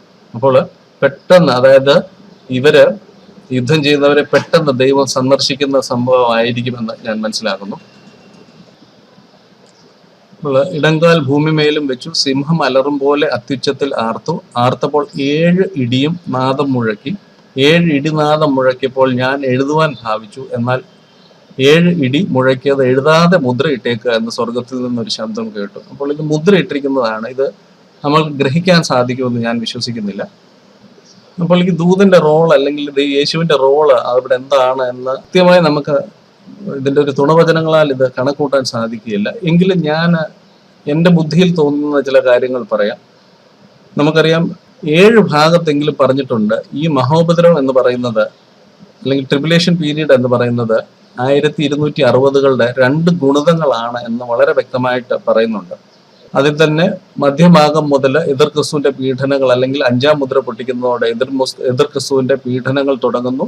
6-ാം മുദ്രയോടെ ദൈവത്തിന്റെ ക്രോധം ഈ ഭൂമിയിൽ വരുന്നു എന്ന് പറയുന്നുണ്ട്. അപ്പോൾ ഞാൻ ഒരുപക്ഷെ മനസ്സിലാക്കുന്നത് ഇത് ജാതികളുടെ കോപത്തിന് പകരം ദൈവം ക്രോധം കൊടുക്കുന്നതായിരിക്കും എന്ന് ഞാൻ മനസ്സിലാക്കുന്നു. അതിന് എനിക്ക് തോന്നിയ ഒരു കാര്യം ഞാൻ പറയുകയാണ്. ഇവിടെ പറയുന്നുണ്ട്, ആ നാളുകൾ ചുരുങ്ങാതിരുന്നാൽ ഒരു ജഡവും രക്ഷിക്കപ്പെടുകയില്ല, വ്രതന്മാർ നിമിത്തമോ ആ നാളുകൾ ചുരുങ്ങും എന്ന് പറയുന്നുണ്ട്. പക്ഷെ നമുക്ക് വ്യക്തമായിട്ട് അറിയാം 1260 ദിവസമാണ്. അതെങ്ങും ചുരുങ്ങുന്നതായിട്ട് അറിയത്തില്ല. പക്ഷെ നാളുകൾ ചുരുങ്ങും എന്ന് തന്നെയാണ് എഴുതിയിരിക്കുന്നത്. അത് ഞാൻ കോൺട്രാഡിക്ട് ചെയ്യുന്നില്ല. ഒരുപക്ഷെ ഈ നാളുകൾ എന്ന് പറയുമ്പോൾ അവിടുത്തെ ക്രോധത്തിന്റെ കാഠിന്യം കുറയ്ക്കാൻ വേണ്ടി ദൈവം ഒരുപക്ഷെ ഇവരെ എതിരിടുന്നതാവാം എന്ന് ഞാൻ മനസ്സിലാക്കുകയാണ്. എസ്തേറിന്റെ പുസ്തകത്തിൽ ഒരു ഉദാഹരണം ഞാൻ നിങ്ങൾ കാണിച്ചു തരാം. നമുക്കറിയാം, ദുഷ്ടനായ ഹാമാൻ രാജാവിന്റെ അനുമതിയോടെ യഹൂദന്മാരെ കൊല്ലാൻ വേണ്ടി ഒരു ഉത്തരവ് ഇറക്കുന്നുണ്ട്. ഹാമാനെ തൂക്കിക്കളഞ്ഞതിന് ശേഷം എസ്തേർ രാജാവിനോട് പറയുകയാണ്, ഹാമാൻ എഴുതിയ ഉപായ ലേഖനങ്ങളെ ദുർബലപ്പെടുത്തേണ്ടതിന് കൽപ്പന അയക്കണമേ എന്ന് പറയുമ്പോൾ, അപ്പോൾ രാജാവ് കൊടുക്കുന്ന മറുപടി ഇപ്രകാരമാണ്: രാജനാമത്തിൽ എഴുതുകയും രാജമോതിരം കൊണ്ട് മുദ്രയിടുകയും ചെയ്ത രേഖയെ ദുർബലപ്പെടുത്തുവാൻ ആർക്കും പാടില്ല എന്ന് പറയുന്നുണ്ട്. അപ്പൊ അവിടെ എന്തോ അത് ചെയ്യുന്നത്? അതിന് പകരം ആ ഡിഗ്രി അല്ലെങ്കിൽ ആ കൽപ്പന ക്യാൻസൽ ചെയ്യുന്നതിന് പകരം അതിനെതിരായിട്ടൊരു കൽപ്പന കൊടുക്കുകയാണ്. അതായത് അവർക്കെതിരെ യുദ്ധം ചെയ്യാൻ വരുന്നവരെ കൊല്ലാൻ വേണ്ടി അവരുടെ സമ്പത്ത് കൊള്ളയിടാൻ യഹൂദന്മാർക്ക് അധികാരം കൊടുത്തുകൊണ്ട് ഒരു പുതിയ ഡിഗ്രി കൊടുക്കുന്നതായിട്ട് നമുക്കറിയാം. ഇതിന്റെ ഒരു പാരലലാണ് ഞാനിവിടെ കാണുന്നത്. അതായത് ദൈവം ഒരിക്കൽ പറഞ്ഞു 7 വർഷത്തെ മഹോപദ്രവം ഉണ്ടാകുമെന്ന് ഒരിക്കൽ പറഞ്ഞു കഴിഞ്ഞു കഴിഞ്ഞാൽ പിന്നെ അതിൽ നിന്ന് മാറ്റുമെന്ന് എനിക്ക് തോന്നുന്നില്ല. ഒരുപക്ഷെ ഈ എസ്തേറിന്റെ പുസ്തകത്തിൽ കാണുന്നത് പോലെ സഭയാ മണവാട്ടി സ്വർഗത്തിലുള്ളതുകൊണ്ട് ദൈവത്തോട് നമ്മൾ ഒരുപക്ഷെ അപേക്ഷിക്കുവോ ഞാനതെല്ലാം എന്റെ ഭാവനയിൽ പറയുന്നതാണ്. ഇതൊന്നും ബൈബിളിൽ പറഞ്ഞിട്ടുള്ളതല്ല. ഞാനിതെല്ലാം എന്റെ ഭാവനയിൽ എന്ന് പറയുകയാണ്. നമ്മൾ ഒരുപക്ഷെ ദൈവത്തോട് അപേക്ഷിക്കുമ്പോൾ, ഈ രാജാവിനെ പോലെ രാജ്ഞി അപേക്ഷിക്കുമ്പോൾ ഒരുപക്ഷെ ഇവരെ മുഴുവനായിട്ടും മുടിച്ചു കളയാൻ തീരുമാനമെടുത്തെങ്കിലും ദൈവം അതിനെതിരെ ഒരു കൽപ്പന കൊടുത്തേച്ച് ഒരുപക്ഷെ ദൈവവും മിഖായേലും ഒക്കെ ഈ യഹൂദന്മാരിൽ ഒരു ശേഷിപ്പ് വെക്കാൻ തക്കവണ്ണം ഒരുപക്ഷെ ഇവർക്കെതിരെ വരുന്ന ജാതികളെ തടുക്കുന്നതായിരിക്കും ഈ സന്ദർഭമെന്ന് ഞാൻ ചിന്തിക്കുന്നു. പൗലോസിന് നിഗളം വരാതിരിക്കാൻ വേണ്ടി ദൈവം കൊടുക്കുന്ന ശൂലം മാറിപ്പോകാൻ വേണ്ടി പ്രാർത്ഥിക്കുമ്പോൾ ആ ശൂലമല്ല ദൈവം മാറ്റുന്നത്. ദൈവം അവിടെ പറയുകയാണ്, എന്റെ കൃപ നിനക്ക് മതി എന്ന് പറയുകയാണ്. അപ്പോൾ ഞാൻ മനസ്സിലാക്കുന്നത് ഒരുപക്ഷെ ഇതുപോലായിരിക്കും. ദൈവത്തിന്റെ ആ തീരുമാനത്തിന് മാറ്റമില്ല. ദൈവം അതിന് പുതിയൊരു വാതിൽ തുറക്കുക എന്നുള്ള രീതിയിലാണ് ഒരുപക്ഷെ ഈ സംഭവങ്ങൾ എന്നാണ് ഞാൻ മനസ്സിലാക്കുന്നത്. അപ്പോൾ അവിടെ പ്രശ്നമുണ്ട്. അതെന്ന് ചോദിച്ചു കഴിഞ്ഞാൽ ഞാൻ ആദ്യം പറഞ്ഞു, വെളിപ്പാട് പുസ്തകം 19-ാം അധ്യായത്തിലാണ് സ്വർഗം തുറന്ന് യേശു വരുന്നതായിട്ട് പറയുന്നത്. ഇവിടെ നമ്മൾ 10-ാം അധ്യായത്തിൽ യേശു വരുവായിട്ട് പറയുകയാണെങ്കിൽ അവിടെ ഒരു പ്രശ്നമുണ്ട്. പക്ഷെ അനേകർ വിശ്വസിക്കുന്നുണ്ട് മഹോപദ്രവത്തിന്റെ മധ്യത്ത് ദൈവം ഇവിടെ ഉണ്ട് എന്ന് അനേകർ വിശ്വസിക്കുന്നുണ്ട്. നമുക്കറിയാം 1260 ദിവസം ഇസ്രായേലിന്റെ ശേഷിപ്പിനെ ഒരു സ്ഥലത്ത് സംരക്ഷിക്കും. മോവാബിലാണെന്ന് എൻ്റെ ഓർമ്മ. മോവാബിൽ ഒരു സ്ഥലത്ത് പെട്ര എന്നൊക്കെ പറയുന്നുണ്ട്, അവിടെ സംരക്ഷിക്കും എന്ന് പറയുന്നുണ്ട്. അപ്പോൾ അവിടെ പറയുന്നത് കഴുകന്റെ 2 ചിറക് ലഭിച്ചു എന്ന് പറയുന്നുണ്ട്. അപ്പോൾ ഈ കഴുകൻ എന്ന് അനേക സ്ഥലത്ത് ദൈവത്തെ കഴുകനോടും കാട്ടുപോത്തിനോടും സിംഹത്തോടുമാണ് താരതമ്യപ്പെടുത്തിയിരിക്കുന്നത്. അപ്പോൾ ഈ കഴുകന്റെ ചിറക് ലഭിച്ചു എന്ന് പറയുമ്പോൾ പഴയ ആവർത്തന പുസ്തകത്തിലൊക്കെ നമ്മൾ കാണുന്നുണ്ട്, അവർ ഇസ്രായേൽ മക്കളെ കഴുകൻ പറക്ക പഠിപ്പിക്കുന്നത് പോലെ അവരെ ചുമന്നു എന്നൊക്കെ പറയുമ്പോൾ ഞാൻ മനസ്സിലാക്കുന്ന ഒരുപക്ഷെ ദൈവം ഇവിടെ മഹോപദ്രവത്തിന്റെ മധ്യത്തിൽ ഇവിടെ ഉണ്ട് എന്നാണ്. അതുപോലെ തന്നെ അധികം ആരും സംസാരിച്ച് കേൾക്കാത്തൊരു വചനമാണ് വെളിപ്പാട് പുസ്തകം 14 അധ്യായം 1-ാം വാക്യത്തിൽ പറയുന്നത്, പിന്നെ ഞാൻ സിയോൻ മലയിൽ കുഞ്ഞാടും അവനോടുകൂടെ നെറ്റിയിൽ അവന്റെ നാമവും പിതാവിന്റെ നാമവും എഴുതിയിരിക്കുന്നതായി 144,000 പേര് നിൽക്കുന്നത് കണ്ടു എന്ന് പറയുന്നു. വളരെ വ്യക്തമാണ്, ഇത് സിയോൻ മലയിൽ നിൽക്കുന്നതായിട്ടാണ്. 1,44,000 പേര് ഇസ്രായേലിൽ നിന്ന് മുദ്രയിടുന്നവരാണ്. അപ്പോൾ ദൈവം ഇവിടെ ഇല്ലേ? ഞാനിതൊരു ഉപദേശമായിട്ട് പറയുകയല്ല, എൻ്റെ ഹൃദയത്തിൽ വന്ന സംശയങ്ങളാണ്. ഒരുപക്ഷെ ദൈവം ഇവിടെ മധ്യത്തിൽ കാണും. അപ്പോൾ അവർ ദൈവത്തെ തിരിച്ചറിയത്തില്ല. അതിന് ഞാൻ ഉത്തരം തരാം. നമുക്കറിയാം, ജോസഫിന്റെ സ്റ്റോറി യേശുവുമായിട്ട് അനേകം റിസംബിളൻസ് ഉണ്ട്. ജോസഫ് അവരെ സഹോദരന്മാരെ തിരിച്ചറിയുന്നുണ്ട്. പക്ഷെ സഹോദരന്മാര് ജോസഫിനെ തിരിച്ചറിയാത്തതുപോലെ അവരുടെ മധ്യത്തിൽ ദൈവമുണ്ടെങ്കിലും ഇത് യേശു ആണെന്ന് അവർ തിരിച്ചറിയുന്നില്ല. ദൈവമാണെന്ന് അവർക്കറിയാം. പക്ഷെ ഈ ദൈവം തന്നെയാണ് അവരുടെ പഴയ നിയമത്തിൽ പ്രത്യക്ഷപ്പെട്ട ദൂതനെന്നോ അല്ലെങ്കിൽ ദൈവമെന്നോ യഹൂദന്മാര് തിരിച്ചറിയുന്നില്ല. ഒരുപക്ഷെ ഇത് യഹൂദ പശ്ചാത്തലം ഉള്ളത് കൊണ്ടായിരിക്കും ഒരുപക്ഷെ ഇവിടെ ദൂതൻ എന്ന് പറഞ്ഞതെന്നാണ് ഞാൻ മനസ്സിലാക്കുന്നത് ഈ അധ്യായത്തില്. നമുക്കറിയാം, ജോസഫ് തന്റെ സഹോദരന്മാർക്ക് തന്നെ വെളിപ്പെടുത്തിയപ്പോൾ ആരും അടുക്കലുണ്ടായിരുന്നു. ഞാൻ ജോസഫ് ആകുന്നു എന്ന് പറഞ്ഞ് സഹോദരന്മാർക്ക് സ്വയം വെളിപ്പെടുത്തുകയാണ് ചെയ്തത് എന്ന് പറഞ്ഞതുപോലെ തന്നെ ദൈവം തന്നെ വെളിപ്പെടുത്താതെ ഇവർക്ക് ഗ്രഹിക്കാൻ സാധിക്കുമെന്ന് എനിക്ക് തോന്നുന്നില്ല. ഞാൻ ഇതിനു മുമ്പ് എടുത്തൊരു സെഷനിൽ ഞാൻ പറഞ്ഞിട്ടുണ്ട്, ഇസ്രായേലിനെ സംബന്ധിച്ച് രക്ഷ ദൈവം അടച്ചത് എന്ന് പ്രവചന പണ്ഡിതന്മാർ വിശ്വസിക്കുന്നത് സ്തേഫാനോസിന്റെ മരണത്തോടുകൂടിയാണ്. സ്തേഫാനോസ് മരിക്കുമ്പോൾ ദൈവം ഇരിക്കുന്നതും ദൈവത്തിന്റെ വലതുഭാഗത്ത് യേശു നിൽക്കുന്നതായിട്ട് കാണുന്നതായിട്ട് നമ്മൾ കാണുന്നുണ്ട്. അതേസമയം ദാവീദിന്റെ 102-ാം സങ്കീർത്തനത്തിലാണെന്ന് എൻ്റെ ഓർമ്മ. ദാവീദ് സങ്കീർത്തനത്തിൽ പറയുന്നത് അത് 102-ആണോ? സങ്കീർത്തനത്തിൽ പറയുന്ന ഇപ്രകാരമാണ്, നിന്റെ ശത്രുക്കളെ പാദപീഠമാക്കുവോളം നീ എൻ്റെ വലതുഭാഗത്ത് ഇരിക്കുക എന്ന് പറയുന്നതാണ് ദാവീദ് കാണുന്നത്. അപ്പോൾ സ്തേഫാനോസ് കണ്ടു കഴിഞ്ഞ് അടുത്ത രംഗമാണ് ദാവീദ് അവിടെ കാണുന്നത്. അപ്പോൾ ഇനി ഇസ്രായേലുമായിട്ട് ദൈവം എഴുന്നേൽക്കുന്ന ഒരു അവസരം വരും. അപ്പോൾ അതിനു മുൻപേ നമ്മൾ മുമ്പേ കണ്ട വചനത്തിൽ യേശു അവരോട് പറയുന്ന ഒരു കാര്യമുണ്ട്, ഞാനാകുന്നു ഇനി മനുഷ്യപുത്രൻ സർവശക്തന്റെ വലതുഭാഗത്ത് ഇരിക്കുന്നത്, ആകാശമേഘങ്ങൾ വാഹനമായി വരുന്നതും നിങ്ങൾ കാണും. അപ്പോൾ ഭാവിയിൽ എവിടെ വെച്ച് സ്തേഫാനോസ് ഈ കാഴ്ച കണ്ടോ അതേ ഭാഗം ഇത് യഹൂദന്മാര് കാണും. അതായത് സ്വർഗം തുറന്നിരിക്കുന്നതും ഈ യേശുവിനെ തന്നെ അവർ കാണുന്ന ഒരു ദിവസം വരുമെന്ന് നമുക്കറിയാം. ഇനി ഇസ്രായേലിന്റെ രക്ഷയുമായിട്ട് ദൈവം എന്നാണ് അവിടെ നിന്ന് എഴുന്നേൽക്കുന്നത് എന്ന് ബൈബിളിൽ പറഞ്ഞിട്ടുണ്ട്. യെശയ്യാപ്രവചനം 33 അതിന്റെ കോണ്ടെക്സ്റ്റ് പറഞ്ഞിട്ടുണ്ട്. ഇതാ അവരുടെ ശൗര്യവാന്മാർ പുറത്ത് നിലവിളിക്കുന്നു, സമാധാനത്തിന്റെ ദൂതന്മാർ അതിദുഃഖത്തോടെ കരയുന്നു, പെരുവഴികൾ ശൂന്യമായി കിടക്കുന്നു, വഴിപോക്കർ ഇല്ലാതെ ആയിരിക്കുന്നു, അവൻ ഉടമ്പടി ലംഘിച്ചു. ചില ട്രാൻസ്ലേഷനുകളിൽ അശൂർ രാജാവെന്ന്, അശൂർ അതായത് എതിർക്രിസ്തുവിനെ കുറിച്ചാണ് പറയുന്നത്. എതിർക്രിസ്തു ഉടമ്പടി ലംഘിച്ചു, പട്ടണങ്ങളെ നിന്ദിച്ചു, ഒരു മനുഷ്യനെയും അവൻ ആദരിക്കുന്നില്ല, ദേശം ദുഃഖിച്ച് ക്ഷയിക്കുന്നു, ലെബനോൻ ലജ്ജിച്ച് മാടിപ്പോകുന്നു, ഷാരോൻ മരുഭൂമി പോലെ ആയിരിക്കുന്നു, ബാശാനും കർമ്മേലും ഇലപൊഴിക്കുന്നു. ഇപ്പോൾ ഞാൻ എഴുന്നേൽക്കും, ഇപ്പോൾ ഞാൻ എന്നെ തന്നെ ഉയർത്തും, ഇപ്പോൾ ഞാൻ ഉന്നതനായിരിക്കുമെന്ന് യഹോവ അരുളി ചെയ്യുന്നു.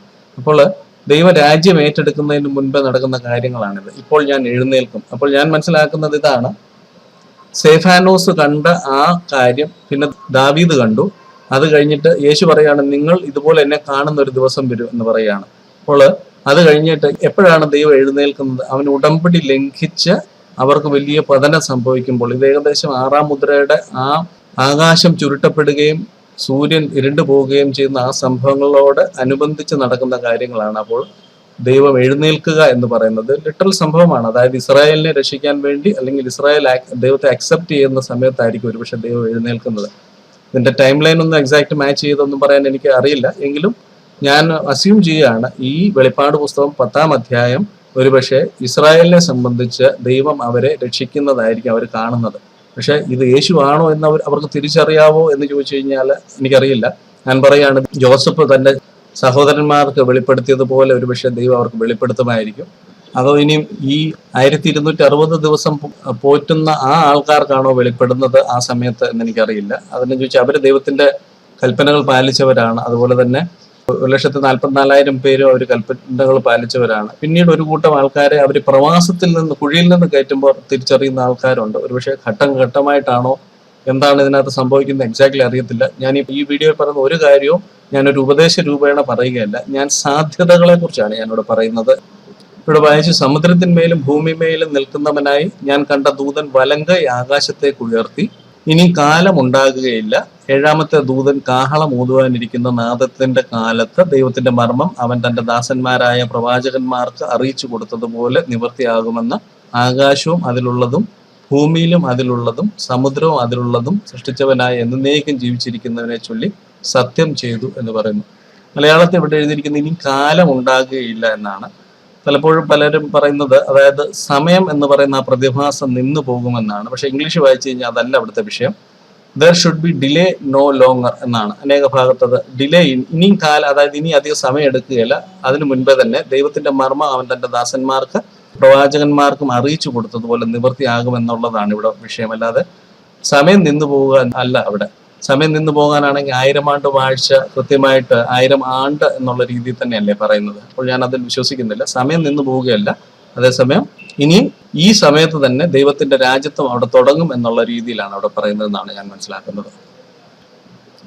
നമ്മൾ വായിക്കാം, ഇനിയും കാലം ഉണ്ടാകുകയില്ല, അതായത് ഇനി ഒട്ടും ഡിലേ ഇല്ലാതെ തന്നെ 7-ാമത്തെ ദൂതൻ കാഹളം ഊതുവാനിരിക്കുന്ന നാദത്തിന്റെ കാലത്ത് ദൈവത്തിന്റെ മർമ്മം അവൻ തന്റെ പ്രവാചകന്മാർക്ക് അറിയിച്ചു കൊടുത്തതുപോലെ നിവൃത്തിയാകും എന്നുള്ളതാണ് അവിടുത്തെ വിഷയം. ഇനി എന്താണ് 7-ാമത്തെ ദൂതൻ കാഹളം ഊതുവാനിരിക്കുന്ന കാലത്ത്, നാദത്തിന്റെ കാലത്ത് നടക്കുന്ന ദൈവത്തിന്റെ മർമ്മം എന്ന് നോക്കാം. അടുത്ത അധ്യായത്തിൽ തന്നെ പറഞ്ഞിട്ടുണ്ട്, 7-ാമത്തെ ദൂതൻ ഊതിയപ്പോൾ ലോകരാജ്യത്വം നമ്മുടെ കർത്താവിനും അവന്റെ ക്രിസ്തുവിനുമായി തീർന്നിരിക്കുന്നു, അവൻ എന്നേക്കും വാഴുമെന്നും സ്വർഗത്തിൽ നിന്നും മഹാഘോഷം ഉണ്ടായി. അപ്പോൾ 7-ാമത്തെ ദൂതൻ ഊതുമ്പോഴാണ് ഇവിടെ പറഞ്ഞിരിക്കുന്ന സംഭവങ്ങൾ ഫുൾഫിൽ ആകുന്നത്. ഇനി ഇവിടെ പറയാണ് ദൈവത്തിന്റെ മർമ്മമാണ് ഫുൾഫിൽ ആകുന്നത് എന്ന് പറയാണ്. ഇനി കാലമുണ്ടാകുകയില്ല, ഏഴാമത്തെ ദൂതൻ കാഹളമൂതുവാനിരിക്കുന്ന നാദത്തിന്റെ കാലത്ത് ദൈവത്തിന്റെ മർമ്മം. ആ മർമ്മത്തിന്റെ പ്രത്യേകത തന്നെ അത് ദാസന്മാരായ പ്രവാചകന്മാർക്ക് അറിയാവുന്ന ഒരു മർമ്മമാണ്. അത് നിവൃത്തിയാകാൻ പോവുകയാണ്. ഇനി പല മർമ്മങ്ങളെ കുറിച്ച് ബൈബിളിൽ പറയുന്നുണ്ട്. ഉൽപ്രാവണം ഒരു മർമ്മമാണ്, അല്ലെങ്കിൽ സഭയുടെ ഈ ഭൂമിയിൽ നിന്ന് മാറ്റപ്പെടുന്നത് ഒരു മർമ്മമാണ്, പുതിയ ശരീരത്തിൽ മാറ്റപ്പെടുന്നത് ഒരു മർമ്മമാണ് എന്ന് നമുക്കറിയാം. അതുപോലെ തന്നെ ക്രിസ്തുവിനും ഒരു മർമ്മമുണ്ട്. അതായത് ക്രിസ്തുവിൽ വിശ്വാസത്തിൽ കൂടെ നമ്മൾ രക്ഷിക്കപ്പെടുന്നത് ക്രിസ്തുവിൽ കൂടെ ഒരു മർമ്മമുണ്ട്. അതുപോലെ തന്നെ ജാതികളുടെ പൂർണ്ണസംഖ്യ ചേർന്നതിന് ശേഷം ഇസ്രായേൽ മുഴുവനും രക്ഷിക്കപ്പെടും എന്നുള്ളതും അത് ഒരു മിസ്റ്ററിയാണ്, അല്ലെങ്കിൽ ഒരു മർമ്മം, അല്ലെങ്കിൽ ഒരു രഹസ്യമാണ് എന്ന് പറഞ്ഞിട്ടുണ്ട്. അതുപോലെ തന്നെ ജാതികൾ സുവിശേഷത്താൽ ക്രിസ്തുയേശുവിൽ കൂട്ടാളികളും ഏക ശരീരസ്ഥരും വാഗ്ദത്തങ്ങൾ പങ്കാളികളും ആകും എന്നുള്ളതും പഴയ കാലത്ത് മറഞ്ഞിരുന്ന ഒരു മർമ്മമാണ് എന്ന് നമുക്കറിയാം. പക്ഷെ ഇവിടെ പറഞ്ഞിരിക്കുന്ന മർമ്മം അത് ദൈവത്തിന്റെ മർമ്മം എന്നുള്ള വാക്കാണ് ഇവിടെ പറഞ്ഞിരിക്കുന്നത്. ഇനി എന്താണ് ദൈവത്തിന്റെ മർമ്മം എന്ന് ബൈബിളിൽ തന്നെ പറഞ്ഞിട്ടുണ്ട്.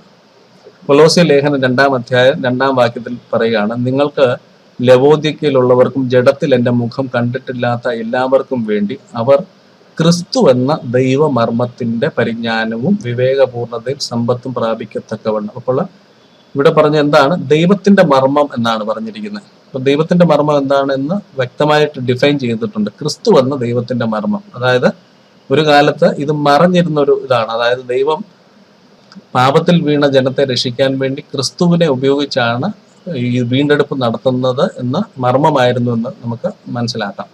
പിന്നീട് പറയുകയാണ്, അവൻ തന്റെ ദാസന്മാരായ പ്രവാചകന്മാർക്ക് അറിയിച്ചു കൊടുത്തതുപോലെ. ഈ ക്രിസ്തു എന്ന മർമ്മം, ദൈവത്തിന്റെ മർമ്മം പ്രവാചകന്മാർക്ക് അറിയാമായിരുന്നു. ഇത് നമ്മൾ യെശയ്യാപ്രവചനത്തിൽ വായിക്കുന്നുണ്ട്. ഞങ്ങൾ കേൾപ്പിച്ചത് ആറ് വിശ്വസിച്ചിരിക്കുന്നു, യഹോവയുടെ ഭുജം ആർക്ക് വെളിപ്പെട്ടിരിക്കുന്നു.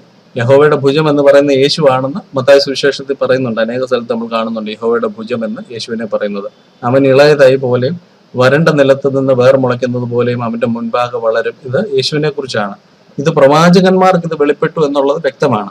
അത് തന്നെയാണ് ഇവിടെ പറയുന്നത്. അവൻ തന്റെ ദാസന്മാരായ പ്രവാചകന്മാർക്ക് അറിയിച്ചു കൊടുത്തതുപോലെ. അപ്പോൾ പ്രവാചകന്മാർക്ക് അറിയിച്ചിരുന്നു. പ്രവാചകന്മാര് യഹൂദന്മാരോട് ഇത് അറിയിച്ചെങ്കിലും അവർക്ക് ഇത് വിശ്വസിക്കാൻ സാധിച്ചില്ല എന്ന് നമുക്ക് മനസ്സിലാക്കി. ഇത് യേശു ഇത് വേറെ ഭാഗത്ത് പറയുന്നുണ്ട്. നിങ്ങൾ ചെവിയാൽ കേൾക്കും ഗ്രഹിക്കയില്ലതാനും കണ്ണാൽ കാണും ദർശിക്കയില്ലതാനും ഈ ജനത്തിന്റെ ഹൃദയം തടിച്ചിരിക്കുന്നു. അവർ ചെവി കൊണ്ട് മന്ദമായി കേൾക്കുന്നു, കണ്ണും അടച്ചിരിക്കുന്നു. അവർ കണ്ണ് കാണാതെയും ചെവി കേൾക്കാതെയും ഹൃദയം കൊണ്ട് ഗ്രഹിക്കാതെയും തിരിഞ്ഞു കൊള്ളാതെയും ഞാൻ അവരെ സൗഖ്യമാക്കാതെയും ഇരിക്കേണ്ടതിന് തന്നെ എന്ന് യെശയ്യാവ് പറഞ്ഞ പ്രവചനത്തിൽ ഇവരിൽ നിവർത്തി വരുന്നു എന്ന് പറഞ്ഞു. പിന്നീട് പറയാണ്, എന്നാൽ നിങ്ങളുടെ കണ്ണ് കാണുന്നത് കൊണ്ടും നിങ്ങളുടെ ചെവി കേൾക്കുന്നത് കൊണ്ടും ഭാഗ്യമുള്ളവ. ഏറിയ പ്രവാചകന്മാരും നീതിമാന്മാരും നിങ്ങൾ കാണുന്നത് കാണുവാൻ ആഗ്രഹിച്ചിട്ട് കണ്ടില്ല. അതായത് പ്രവാചകന്മാരും നീതിമാന്മാർക്കും ഇത് മനസ്സിലായായിരുന്നു. ദൈവം തന്റെ മശിഹായ അല്ലെങ്കിൽ ക്രിസ്തുവിനെ അയക്കും എന്നുള്ളത് അറിയാമായിരുന്നു. പക്ഷെ അവരാഗ്രഹിച്ചിട്ടും അത് കണ്ടില്ല എന്ന് പറയുകയാണ്. നിങ്ങൾ കേൾക്കുന്നത് കേൾപ്പാൻ ആഗ്രഹിച്ചിട്ടും കേട്ടില്ല എന്ന് ഞാൻ സത്യമായി നിങ്ങളോട് പറയുന്നു. അപ്പോൾ അത് യേശുവിനെ കുറിച്ച് പറയുന്നതാണ് എന്ന് നമുക്ക് അറിയാം. യേശുവിനെ കുറിച്ചുള്ള മർമ്മം വേറെ പല ഭാഗത്തും പറയുന്നുണ്ട്. പൂർവ്വകാലങ്ങളിൽ മറഞ്ഞിരുന്നിട്ട് ഇപ്പോൾ വെളിപ്പെട്ടു വന്നതും നിത്യദൈവത്തിന്റെ നിയോഗപ്രകാരം സകല ജാതികൾക്കും വിശ്വാസത്തിന്റെ അനുസരണത്തിനുമായി പ്രവാചകന്മാരുടെ എഴുത്തുകളാൽ അറിയിച്ചിരിക്കുന്നതുമായ മർമ്മത്തിന്റെ വെളിപ്പാടിന് അനുസരണമായുള്ള എന്റെ സുവിശേഷത്തിനും യേശുക്രിസ്തുവിനെ കുറിച്ചുള്ള പ്രസംഗത്തിനും ഒത്തവണ്ണം നിങ്ങളെ സ്ഥിരപ്പെടുത്തുവാൻ കഴിയുന്ന, ഇവിടെ പറയാണ്, revelation of the mystery kept secret. ഇത് യേശുവിനെയും അതുപോലെ തന്നെ സുവിശേഷം എന്ന് പറയുന്ന ആ മിസ്റ്ററിയെയും കുറിച്ചാണ് ഇവിടെ പറയുന്നതെന്ന് ഞാൻ മനസ്സിലാക്കുന്നു. അപ്പോൾ യേശുവിനെ ഇവര് തിരിച്ചറിഞ്ഞില്ല, ഇത് ദൈവത്തിന്റെ മിസ്റ്ററി ആണ് എന്ന് പലരും തിരിച്ചറിഞ്ഞില്ല എന്ന് പറയുകയാണ്. എന്നാൽ തികഞ്ഞവരുടെ ഇടയിൽ ഞങ്ങൾ ജ്ഞാനം സംസാരിക്കുന്നു. ഈ ലോകത്തിന്റെ ജ്ഞാനമല്ല, നശിച്ചു പോകുന്നവരായ ഈ ലോകത്തിന്റെ പ്രഭുക്കന്മാരുടെ ജ്ഞാനവുമല്ല. ദൈവം ലോക സൃഷ്ടിക്ക് മുൻപേ നമ്മുടെ തേജസ്സിനായി മുൻ നിയമിച്ചതും മറഞ്ഞിരുന്നതുമായ ദൈവത്തിന്റെ ജ്ഞാനത്തിന്റെ ജ്ഞാനമത്രേ മർമ്മമായി ഞങ്ങൾ പ്രസ്താവിക്കുന്നത്. ഇത് ഈ ലോകത്തിന്റെ പ്രഭുക്കന്മാർ ആരും അറിഞ്ഞില്ല. അറിഞ്ഞിരുന്നുവെങ്കിൽ അവർ തേജസ്സിന്റെ കർത്താവിനെ ക്രൂശിക്കയില്ലായിരുന്നു. അപ്പോൾ ദൈവം മശിഹായെ ക്രൂശാരോഹണത്തോടു കൂടിയാണ് രക്ഷ കൊണ്ടുവരുന്നതെന്ന് ഒരുപക്ഷെ പിശാച് അറിഞ്ഞിരുന്നെങ്കിൽ, അല്ലെ ഈ ലോകത്തിന്റെ പ്രഭുക്കന്മാർ അറിഞ്ഞിരുന്നെങ്കിൽ അത് അവർ ചെയ്യുകയില്ലായിരുന്നു. അപ്പോൾ ഇത് മറഞ്ഞിരുന്ന മർമ്മമായിരുന്നു എന്ന് വ്യക്തമാണ്. മുന്നോട്ട് വായിക്കാം. ഇനി കാലമുണ്ടാകുകയില്ല, ഏഴാമത്തെ ദൂതൻ കാഹളം ഊതുവാനിരിക്കുന്ന നാദത്തിന്റെ കാലത്ത് ദൈവത്തിന്റെ മർമ്മം, അതായത് യേശു, അവൻ തന്റെ ദാസന്മാരായ പ്രവാചകന്മാർക്ക് അറിയിച്ചു കൊടുത്തതുപോലെ നിവൃത്തിയാകുമെന്ന് ആകാശവും അതിലുള്ള ഭൂമി. അപ്പോൾ നമ്മൾ ഓർക്കും, ഇത് നമുക്കറിയാമല്ലോ, ഇത് മർമ്മമല്ല, അതെ സഭയ്ക്ക് മാത്രമേ ഇത് അറിയത്തുള്ളൂ. ലോകത്തിനും യഹൂദന്മാർക്കും ഈ മർമ്മം ഇന്നും മറഞ്ഞിരിക്കുന്നതാണ്. അപ്പോൾ അവർക്ക് ഇനി അത് മറവാകുകയില്ല. ഒരുപക്ഷെ ദൈവത്തിന്റെ ഭരണം ഇവിടെ തുടങ്ങുകയാണ് എന്നാണ് ഇവിടെ പറഞ്ഞു വരുന്നത്. എന്ന് പറയണം, ഭൂമിയും അതിലുള്ളതും സമുദ്രവും അതിലുള്ളതും സൃഷ്ടിച്ചവനായി എന്നേക്കും ജീവിച്ചിരിക്കുന്നവനെ ചൊല്ലി സത്യം ചെയ്തു എന്ന് പറയുന്നു. ഇനി യേശു ആണെങ്കിൽ യേശുവിനെ കൊണ്ട് തന്നെ അല്ലെങ്കിൽ ദൈവത്തെ കൊണ്ട് സത്യം ചെയ്യുമോ എന്നാണ് പലരും ചോദിക്കുന്നത്. അബ്രഹാമിന് ദൈവം വാഗ്ദത്തം കൊടുക്കുമ്പോൾ ദൈവത്തെക്കാൾ വലിയവനായിട്ട് ആരുമില്ലാത്തത് കൊണ്ട് ദൈവം അബ്രഹാമിനോട് വാഗ്ദത്തം ചെയ്യുമ്പോൾ തന്നെക്കാൾ വലിയവനെ കൊണ്ട് സത്യം ചെയ്യുവാൻ ഇല്ലാഞ്ഞിട്ട് തന്നെ കൊണ്ട് തന്നെ സത്യം ചെയ്തു എന്ന് പറയുന്നുണ്ട്. അപ്പോൾ ഞാൻ മനസ്സിലാക്കുന്നത് ഒരുപക്ഷെ അതിൽ തന്നെ തെറ്റുണ്ട് എന്ന് ഞാൻ കരുതുന്നില്ല. അപ്പോൾ ഞാൻ പറഞ്ഞ ആദ്യത്തെ എല്ലാ വിഷയങ്ങളെ ഒന്ന് ക്രോഡീകരിച്ച് പറയുകയാണ്. യേശുവിനെ ദൂതനായി ചിത്രീകരിക്കാം. പഴയ നിയമത്തിലെ ആൾക്കാർക്ക് ഇപ്പോഴും പഴയ നിയമത്തിലെ ദൂതൻ എന്ന് പറയുന്ന ആ മിസ്റ്റർ ഇപ്പോഴും ബാക്കിയാണ്. നമ്മൾ കണ്ടു 7 വർഷത്തെ ഈ മഹോപദ്രവം ഇസ്രായേലിനുള്ളതാണ് എന്ന് നമ്മൾ മനസ്സിലാക്കി, ഇത് ഇസ്രായേലുമായിട്ട് ബന്ധപ്പെട്ട് കിടക്കുന്ന പാസേജ് ആണ് എന്ന് മനസ്സിലാക്കി നമ്മൾ വായിച്ചു കഴിഞ്ഞാൽ ഇതിനകത്ത് തെറ്റുള്ളതായിട്ട് എനിക്ക് തോന്നുന്നില്ല. ദൂതനാണെങ്കിൽ വർണ്ണന ദൈവത്തോട് സമമാകുമോ? നമ്മൾ കണ്ടു. അവിടെ പറഞ്ഞിരിക്കുന്ന ഓരോ വാക്കുകളും വർണ്ണിച്ചിരിക്കുന്ന ദൈവത്തിന്റെ വർണ്ണനകളാണ് എന്ന് നമ്മൾ കണ്ടു. വെളിപ്പാട് പുസ്തകം 19 സ്വർഗം തുറന്നിറങ്ങുന്ന യേശു അതിനു മുൻപ് ഭൂമിയിൽ വരുമോ എന്ന് ചോദിച്ചപ്പോൾ ഞാൻ അവിടെ 2 പാസേജ് ഞാൻ കാണിച്ചിരുന്നു. വെളിപ്പാട് പുസ്തകം 14-ാം അധ്യായത്തില് 1,44,000 പേരെ മുദ്രയിടുമ്പോൾ അവർ കുഞ്ഞാട് പോകുന്നിടത്തൊക്കെയും പോകുന്നു എന്ന് പറയുമ്പോൾ അത് ആത്മീയ അർത്ഥത്തിലല്ല എന്ന് ഞാൻ മനസ്സിലാക്കുന്നു. ഒരുപക്ഷെ അവര് ഈ ഭൂമിയിൽ ആ സമയം മുതൽ ദൈവത്തിന്റെ പ്രസൻസ് ഉണ്ട് എന്ന് ഞാൻ മനസ്സിലാക്കുകയാണ്. യേശു ആണെങ്കിൽ ദൈവത്തെ ചൊല്ലി സത്യം ചെയ്യുമോ? ദൈവം തന്നെ ആണയിടുന്നതായിട്ട് അബ്രഹാമിന്റെ സമയത്ത് ആണയിടുന്നതായിട്ട് നമ്മൾ കാണുന്നുണ്ട്. ഞാൻ ആദ്യമേ പറഞ്ഞു, മിഖായേലിനും ഒരു അന്ത്യകാലത്ത് ഒരു റോളുണ്ട്. അത് കൃത്യമായിട്ട് ഇസ്രായേലുമായിട്ട് അനുബന്ധിച്ചുള്ള ഒരു റോളാണ്. പക്ഷെ മിഖായേലിനെ കുറിച്ച് വേറെ എവിടെയും പറയുന്നില്ല. വെളിപ്പാട് പുസ്തകത്തിൽ മിഖായേലിന്റെ റോൾ എന്താണ് ഇവിടെ പറയുന്നുണ്ട്. സ്ത്രീ മരുഭൂമിയിലേക്ക് ഓടിപ്പോയി അവിടെ അവളെ 1260 ദിവസം പോറ്റേണ്ടതിന് ദൈവം ഒരുക്കിയ ഒരു സ്ഥലം അവൾക്കുണ്ട്. പിന്നെ സ്വർഗത്തിൽ യുദ്ധമുണ്ടായി, മിഖായേലും അവന്റെ ദൂതന്മാരും മഹാസർപ്പത്തോട് പടവെട്ടി എന്ന് പറയുന്നുണ്ട്. തന്റെ ദൂതന്മാരുമായി മഹാസർപ്പം പടവെട്ടി ജയിച്ചില്ല താനും. സ്വർഗത്തിൽ അവരുടെ സ്ഥാനം പിന്നെ കണ്ടതുമില്ല. അപ്പോൾ ഈ മിഖായേലിന്റെ ഭൂമിയിൽ എന്തെങ്കിലും റോൾ ഉള്ളതായിട്ട് എനിക്കറിയില്ല. മിഖായേൽ ഒരുപക്ഷെ സ്വർഗത്തിൽ വെച്ച് ഈ ദൂതന്മാരുമായിട്ട് പടവെട്ടുന്നത് അതിനെ കുറിച്ചായിരിക്കും ഞാൻ ഇത് പറയുന്നതെന്ന് ഞാൻ മനസ്സിലാക്കുന്നു. ആ കാലത്ത് നിന്റെ സ്വജാതിക്കാർക്ക് തുണ നിൽക്കുന്ന മഹാപ്രഭുവായ മിഖായേൽ എഴുന്നേൽക്കും എന്ന് പറയുമ്പോൾ അതിന്റെ തുണവചനം ഒരുപക്ഷെ ഇതായിരിക്കും. മിഖായേലിന് ഡയറക്റ്റ് ഭൂമിയിൽ ഇവിടെ എന്തെങ്കിലും റോൾ ഉള്ളതായിട്ട് എനിക്കറിയത്തില്ല. അപ്പോൾ എന്റെ കൺക്ലൂഷൻ ഇതാണ്. വെളിപ്പാട് പുസ്തകം 10-ാം അധ്യായത്തിൽ പറയുന്ന ബലവാനായ മറ്റൊരു ദൂതൻ യേശുവോ എന്ന് ചോദിച്ചു കഴിഞ്ഞാൽ അതിൽ തന്നെ തെറ്റ് അത് യേശു ആണ് എന്ന് പറഞ്ഞു കഴിഞ്ഞാൽ തെറ്റില്ല എന്നാണ് ഞാൻ അസ്യൂം ചെയ്യുന്നത്. ഇതൊരു ഉപദേശമായിട്ട് എടുക്കണ്ട എന്ന് ഞാൻ ആദ്യമേ പറഞ്ഞു. നിങ്ങൾക്ക് ബെരോവയിലെ വിശ്വാസികളെ പോലെ നിങ്ങൾക്കിത് പരിശോധിച്ച് നോക്കാം. ഈ വിഷയത്തിൽ ഉള്ള അഭിപ്രായങ്ങൾ തീർച്ചയായിട്ടും നിങ്ങൾ വാട്സപ്പിലും കമൻറ്റുകളിലും നിങ്ങൾ അറിയിക്കുക. ദൈവം അനുഗ്രഹിക്കട്ടെ.